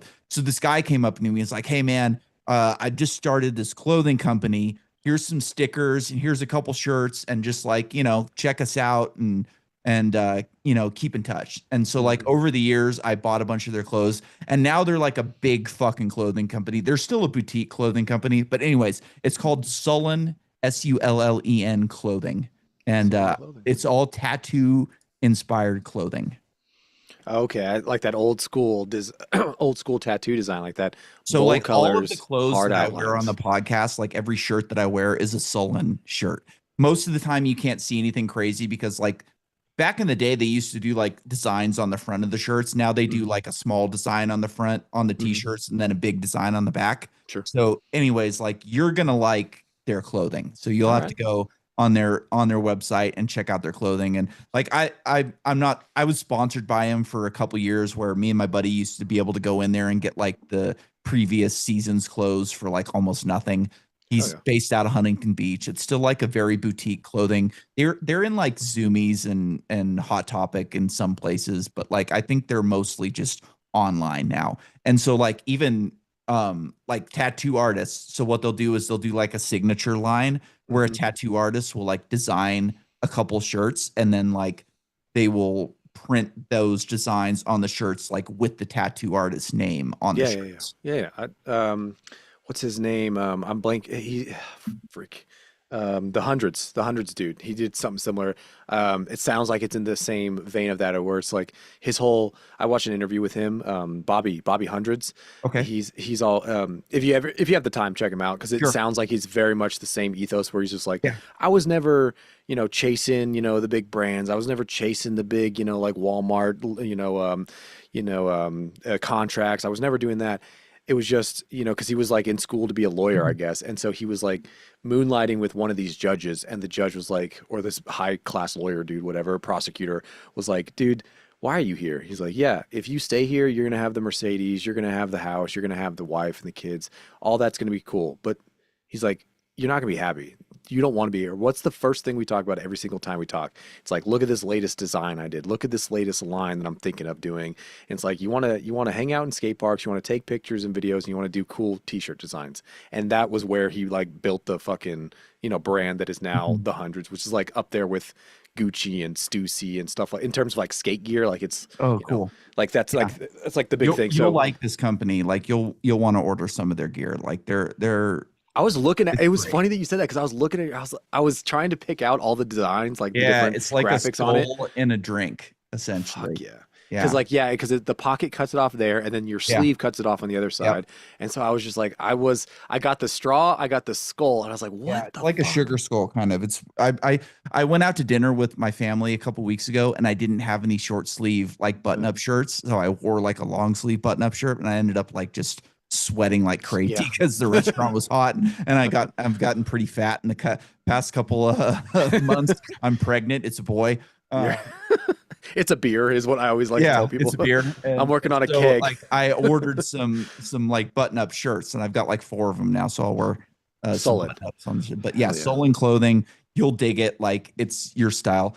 I was thinking about this off air like a while back. Like I always wanted to do like a sleeve. Either I have like a shitty tattoo on this arm. It's like I got this like tiki from Hawaii when I was a kid, and like I had it tattooed on my arm, and I was gonna do a full sleeve on my left arm, and I just never did it. And now like I wear a this, so like Yeah. I'm not gonna spend the money on getting like a sleeve on my left arm. And I've always wanted to do like when I first got my prosthetic, I would like wear it out, and like people would be like, "Oh, that's such a cool prosthetic." And like I'd have a sweatshirt on at the dog park or something like that, and I'd be like, "Oh, if you think that one's cool, check this one out. This is the prototype." Yeah. And Of so like course. I thought it would be cool to do like an Android arm on this arm type of thing, Yeah. Would it And like be? Would it be like realism, or would it be more of like the classical style? I don't know. I don't know. I think it'd Like be I'm cool not in great at both, you know? designs. You know what I mean? I'm Yeah. not great at like designs. Like I've found some cool like pictures on the internet and shit. But anyways, I went on to some tattoo shops like in the area. I've checked out their Instagrams and their websites, and I'm just not impressed. Hmm. I see. Okay. And I'm just not gonna spend a ton of money on a sleeve that like I'm not gonna, you know. I'll tell you what, man. Let me send over the last tattoo I just did. Yeah. I There's was a thinking buddy. that maybe you could tattoo me Well, someday. I mean, because I think it would be cool if like you've seen like the ripped skin stuff, where it's like it looks like they're Yeah. tattooing ripped skin, and then underneath is whatever design Yeah. it is. And I've seen it in all kinds of shapes and sizes. You know, a flag underneath, or biomechanics or Mhm. steampunk. I think it'd be Punk. I've super seen that shit cool. too. I found one that I kind of liked that somebody did. It was very simple. It just kind of had like lines that had like glowing lights coming out of it, Yeah, and yeah. just like it was very simple. You know what hmm I mean? I'll send you that at some point so you can I check it out I and think it see would the be style that cool I'm if you have thinking. all that real estate, and that is very, like indicative, like you Yeah. said, like And I've got a it big is. scar too. I don't know if you can see it, but like I've got like a big scar that runs all the way down my wrist too, which I would say I probably see a little bit something up cool on the on top that. of the wrist. Yeah. Yeah. It goes all the way down to like right here. It's like I had like a I don't remember what they call it, but they gutted my whole fucking wrist. I have the picture of it. It's fucking brutal. You don't want to Gnarly. see it. Hell Yeah. yeah, dude. Hell yeah. Let me again, why all these things are things that I need to be seeing and sent because yeah, dude, like I this last week I was terrible because I was teaching the class. So Mhm. every single day I was waking up, I was prepping what I was teaching. I would teach, and then by like 5 o'clock, 6 o'clock at night, I'd be home. I'd be prepping for tomorrow. I'd be falling asleep at like 8 and doing it all over again. So I Yeah. did that. I just did the test out the same day that I was picking up my wife from her making port. She was supposed to make port in the evening. She made port at like noon. So of course, in the middle of the class, she calls me and I'm testing somebody out, and I'm like, "Hey babe, I'm doing a debrief right now." And she's like, "Well, I just made port. I'm stranded here." I was like, "Oh fuck." That was how crazy the last 2 weeks are. Yeah. Yeah. So I knew you must have had a crazy week because you didn't but put out a nonetheless, podcast. I was like, shit, you got a podcast in the book and you haven't edited it yet. You must yeah. be Well, busy. it's edited too. It's just you know how I like to do all the AI stuff Yeah, now, yeah. where I make the clips and I put it out Mhm. on YouTube and social media. I like doing that, but it is time. It's a I constraint. must not have your YouTube channel because I didn't think you put out videos on YouTube. We have two of them actually. Now that Oh, we're you'll saying have to it, send them to me. we have a VR side of the house, and we have the main show Oh, side of the interesting. house. Yeah, that I'll Theron. tell you one more quick story about the first tattoo that I got because you'll get a kick out of this. Oh yeah. So like when I was 18, me and my buddy were like roommates and we wanted to get tattoos. So like I decided I wanted to get like a tribal thing on my back and he got like kind of the same thing. It was fucking gay. But anyway, It's like fucking we were gay. 18, you know what I mean? So like I went on the internet and found like a tribal symbol that I liked and I brought it in to the tattoo artist. And so like I'm like in the chair and he's doing it like on the middle of my back and he's like, "Hey man, so do you like Metallica?" And I'm like, "Yeah, Metallica's good, you know." And he's Yeah, like, "Oh, whatever. Yeah. okay." And so like a year or two later I found out that I got the Metallica symbol tattooed on my back. You didn't even see what the fuck, dude. And the guy knew it was the Metallica symbol But and you when did, but yeah, I had obviously, no idea and you and he can't didn't watch him tell while he's me. doing it. And I respect that. I respect that. That's funny, dude. I Oh my God, respect that he did that. And my that's second pretty cool. tattoo, I got like a tribal on my foot and ankle, and God, it was fucking brutal. Like I went to work bartending after I got it done, and it was a nightmare. So I've got all these like hot spots that I'm just never gonna get fixed on it because it was stupid. My buddy, like that I started the podcast with, he was supposed to come here a couple months ago, and he ended up not coming, but he wanted to go and get like the Too Hard for the Radio tattoo on us, and I was like, maybe I'll just get it as a tramp stamp just to be funny. To know who owns this ass is myself. Nice. Yeah, I'm of the vein. I was telling somebody the other day, they're like, "Oh, I really want to get a tattoo, but it's their first one, and I don't know what I get." Blah blah. I'm like, stop overthinking it, bro. Like, you could die. Especially in our Yeah, line of work, because they're military as well. I was like, you could die tomorrow. Like, yeah, that's a very real possibility. yeah, We see it all the time. Shut the fuck up. Get a yeah. tattoo. Who gives a shit? All right, I stop it. when I was working in San Francisco, there was a tattoo parlor next to the bar that I worked in, and it was like a corporate tattoo parlor. It wasn't, it was It like I wasn't. think it Yeah. was owned by like Carrie Hart or something like that. Like it was just a corporate tattoo parlor. I don't remember what it was called. But they had this guy in there that worked there that he grew up in like a county next to mine, and like our schools like played each other in football and shit like that. And like we just never knew each other. But like he was dating one of the chicks that worked at the bar that I worked at. And like we kind of, he would come in and have drinks and we talk and shit like that. And he was really, really good tattoo artist. He did this like style of tattoo that was only popular in Europe at the time. So he was like one of the only people in America that was doing. I'll send you the link to his Instagram. He's fucking good. And I always wanted to get him to like do my tattoo work. And like he ended up like quitting the shop that he worked at and wanted to open his own shop, and he had to give them a year and a half notice to like fill up his schedule to like. Oh yeah, I think you told me about him too. Yeah. Did I? Well, Yeah, it's because of how backed up he must have he been, was right? backed up. He got offered to do Ink Masters, and he's like, I don't have time for that shit. Yeah, I don't have the fucking time. It's crazy. He's like, I don't need it, and like I don't have time, and I'm just not doing it. Yeah. See, and that's he was good. I'll send you his Instagram. His shit is fucking crazy. Like I'd love to have him do my work. It's just I don't want to fucking travel to Sacramento to have it done, Yeah, fair. I mean, yeah. I don't know, man. Sacramento, that could be a nice meetup spot. I could bring my gear. We could bring some microphones, and that could be a nice middle. I mean, it's closer to me than it is to you, so that could be a good meetup spot. I am not a terrible drive from Idaho. When we're offline here, actually, I want to coordinate some stuff because I have an official date and time for you. So okay. Let's cheers it. My required reading on the idea of NPCs and everything. Yeah. It may remember this one. I just bought the book. I haven't started it yet, but it's one of those that I think I'm gonna fly through it, and it's right up my alley. It's I don't know if you ever read Journey of the Mind by Saya Gadam and Ogi Ogis. It's like a neuroscientist and a psychologist or whatever they are, and they team up a lot for cool things. This one is right up that same alley. It's called Metazoa, Animal Minds and the Birth of Consciousness. So Journey of the Mind talks about like how certain like single-celled organisms start to react to their environment, and how multiple of those together create like communities and nodes, and how nodes are probably how multicellular organisms ended up co-opting each other to create bigger and bigger forms of life that ended up birthing consciousness. That's Journey of the Mind. Very interesting read. I love it.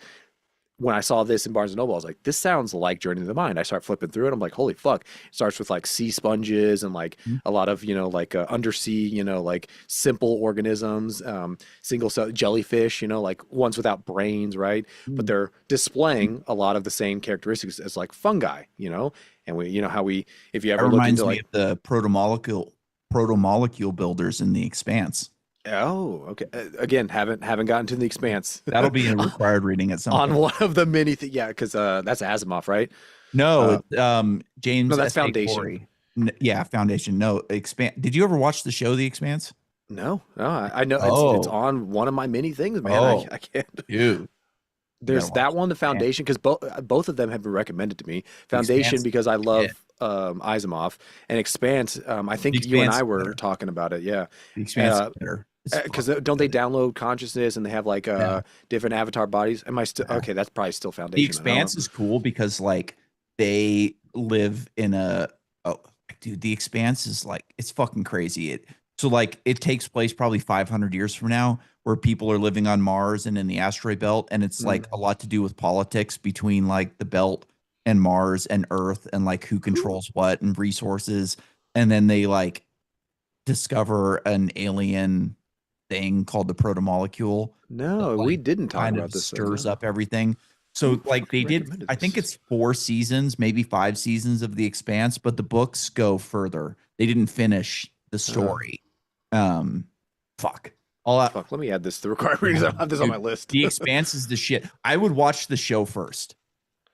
See, I feel like you did. I feel like we did, but at the same time, as you're describing that, I was like, no, we definitely didn't talk about this. No, dude, The Expanse. I'm thinking of like they live in a world where like faster than light travel isn't possible, so they have like fusion reactors that power their ships, and they have to use gravity, and like it's hard sci-fi. Isn't but that then one on, like an Apple? alien thing gets introduced that kind of like turns everything on its head. It's fucking good, dude. That show is good. I got some time this weekend, so I'm gonna start Yeah. a couple of these. I have Final Infinite Space and The Timeline. Expanse. You got two good shows to watch. Final I'm Space. jealous. Okay. I'm fucking jealous, dude. Oh, bro, that's like my wife off this latest workup. She was like, I got to show people Project Hail Mary for their Yeah. first watch, and it's like one of those movies that Yeah. because we've seen it at least 20 plus times now, and it's still just I've as good only for watched it us. once. I can't watch stuff over and over I again. There's only certain things you can, and Yeah. I'm telling you that one because I read the Watchability book. is like a big thing for like rating a show or a Absolutely, because movie, yeah, you know? it's more authentic the more times you watch Yeah. it, of course. That's one where now that we've seen it so many times, again, it's just as good now, but obviously it doesn't have the same like spark of that first time, and so there were certain scenes in there that you can only see one time, Yeah. and you don't know if Rocky's going to die or if he's going to live. Yeah. And so when you see that on somebody else's face and you look over and they're invested in, like they are in it, they are locked in. Mhm. You know, they're like they got a tear in their eye. I I was like, I remember that thought. I'm right I here with you, kind of buddy. wish that I hadn't read the book before I watched the movie in a way. You know what I Yeah, mean? yeah, Like, yeah, would have been cool to see it for the first time rather than like know what was going to happen. yeah. But at the Something, same something. time, like the book was so good, you I know? don't know. I did the movie first, then the book, Mm, which I was recommended the book first, and I yeah. kept meaning to get to it, and then I don't remember where we were at, but the wife was like, "Hey, you want to go? You know, like you want to go to the theaters right now? This is playing." I was like, "Fuck, I've been meaning to read this book. Yeah. Fuck it, I'll watch it first." And to the same like effect of what you're describing there, it's like maybe I did myself a favor by watching it first because I was so invested, and then Yeah. and then after I read the book, yeah, you get those like other little bits of detail that kind of like expand Mhm. the lore of the story a Yeah. little bit more, and you get a little bit more filler that Yeah. makes more sense, and then you can go back to the movie like, oh, they missed this Yep. part, they missed this And part, that's kind but of you the didn't thing with know The that at the first Expanse time. is like The Expanse is very similar to Project Hail Mary in that it follows the books religiously. Yeah, Like it's not you're not going to watch the show and then read the books and go, "Oh, this is way different." Like it's the same fucking thing. Like they are really good about like sticking to the story and not like taking their own fucking, leash to yeah. do whatever the fuck they Make want. it fucking But woke. Put a chicken in, make it exactly, lame. exactly. So like it's really good at following the IP and like they only do half of it. So like if you watch the show, you don't have to read the first, I think it's like 5 books. I think there's 8 books in the series. Jesus. No, there's 6 books in the series. 6 books. So I think you only have to read like the last 3. I think they I don't remember exactly for sure. You could look it up on the internet and tell you. Would But you like recommend that I watch the show first or read? I think I would watch the show first. Okay, I think okay. I would watch the show first, and then you don't have to read the first books. You really don't. Yeah. Like it's so good. The I'm a one thing that completionist though. like Like that's a part. Like that's my OCD. Like I have to, you the know. one thing you miss on the show that you get in the books is like you get to see what everybody's thinking, you know? Hmm. And like Okay. so Like like character like building there's wise.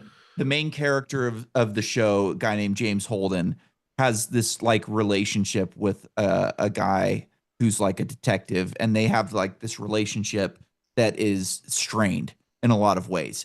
And like in the show, you can see that there's like some serious animosity between the two, but in the books, like you realize that like these guys fucking hate each other in a lot of ways, you Okay. know? Yeah, I get And you. not so much like the Miller is the detective. Miller doesn't hate Holden. He kind of like looks up to him in a lot of ways and wishes that he had like the same idealism as Holden does, but like Holden fucking hates Miller. Mm, Fucking okay. hates him. And you don't Okay. like really get that in the show in the same way that you do in the books. But like Fair. I read all the books. Like I've watched the show. I think I watched it twice. I watched it like years ago when it came out, and then I watched it again after I got hurt when I was like out of shit to watch. Sure. And then like I waited like 5 years and then I read the books and I started from the beginning on the books. And like I didn't regret reading the first books that like the show had already covered, Mhm. but and honestly, like the last book in the series is the best book, Okay. which So is rare, building up to it. Yeah. you know? Yeah, to Like stick it like that typically the into yeah, first book is the best. Like the first 100%. and the last books are the best. I mean, Hopefully, in this series. Oh, series. gotcha. I thought you meant like in like general. the first and the last book are the, and honestly, like I think in the middle they kind of went a little longer on one storyline than they needed to, but it is what it is. Yeah. All right, fuck it. I'll start it. I'll check it out. It's on. I know I've seen it on Apple. It's on Amazon, I think. I was it gonna say, started as a sci-fi show, anywhere? but then they ran out of budget for it, and it moved to Amazon. Is it on Like, Prime? I guess Jeff Bezos liked the show so much that he just decided to buy it. Fuck yeah. Okay. I mean, his track record isn't the best, but no, but like I thought that was pretty cool because it was a great fucking show, and it needed to go further than it did. And like, would I have liked it to go to the end? Absolutely, but I'm like, it got an extra 2 seasons from Amazon. Wouldn't have otherwise, like that you wouldn't have gotten before, because like it was an expensive show to make. Anything with space. These guys have a fucking expensive imagination. That's the problem with a lot of these sci-fi books that you read, is like these guys have an expensive imagination. It's going to be really hard to bring it to the main screen, Yeah, I'd be curious your thoughts on Red Rising, because it's like I'm on that level. I've got 8 more books to go in the series that I just started. I should have started Red Rising like before this one, but I was like, I'll try this one because it sounds good, and I wanted a First Contact. First Contact's like my favorite genre of sci-fi for the most part. Yeah, and like I had gone through that stupid Stephen King book that I didn't like, and I wanted a palate cleanse. I wanted a palate cleanser, Yeah. No, that's perfectly justified. Again, you're gonna get that through was a your good episode on Stephen King. I'm glad I got that out there, because like that's not a fucking that's a unique take. I think like I have never. It's the first time I had heard it. Yeah, I had never seen anybody else make it, and I pride myself on like thinking uniquely as often as I can. So I'm glad I was able to get that out there. And I'd been thinking about that for a while, and I was like, I gotta wait and do that one with Hermes, because like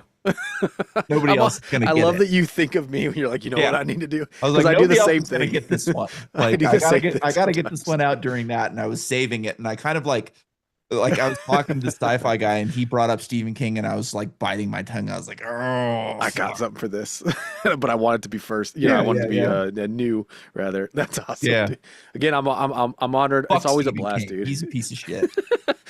I mean, I fuck his books most of all because of what I've read. It was always a waste of fucking time. Yeah, sucks. Fuck that guy. Thank you. Yeah, I saw one actually in Barnes and Noble the other day too. I was like, after we talked, of course, too, and I thought back to our conversation, like, fucking you, Stephen CIA. King. I don't want to read your bullshit. Fucking Stephen King, man. No, I gotta take a mad leak, and I can smell food already. Piss before we started. I mean, 3 hours is not bad. That we can make it 3 hours without having to make a piss. So honestly, because I haven't eaten or anything today, 3 beers, piss after 3 hours. That's not bad. We didn't really, we went wild. It is what it is. As we always do, because that's what America does. All right, we are the best controlled podcast. Like it's hard to like structure a podcast before it starts, because then it seems forced. 100%. And again, America, if we're gonna distill this down to the premise of what it is, we're free to say, we're free to do, we're free to talk and go wherever the fuck we want to do. I wish I had my iPad hooked up to my Rodecaster right now, because I'd play like the America book. Yeah. Well, lucky for you, I can absolutely do that. Oh, really? Yeah. I think we should toast on America. Fuck yeah. You're talking America Team America World Police. Yeah. I was like, how do I search this? I think that's a great toast to get out of here on, if we can do that. That's absolutely. I even thought about it before. I was like, I need to hook on my iPad. My original thought was this was my original thought was like, maybe we should read the Declaration of Independence on the podcast and like react to it. And I was like, that's kind of boring. And then I was like, well, what if I pump it into AI and tell it to talk with like a street black's voice? Like that would be funny. And then I didn't do that. And then I was like, maybe I should plug my iPad in just in case we want to play something. And then I forgot. Yeah. Let's see. Let's see if this works or not. Load here, Team America. The first one was like, you have to sign into YouTube to. Yeah, fuck you. This is it. Here we go. Fuck yeah, Nick. This is a good one. Some people are like Freebird or whatever. No, I love Trey Parker and that. Trey Parker's a fucking genius. You know who he reminds me of? Meatloaf. Yeah, Meatloaf is a good one. He reminds me of Meatloaf. Happy 4th, Nick. I couldn't Happy imagine 4th. doing a better podcast with a better man. I'm drunk. And we're listening to Team America.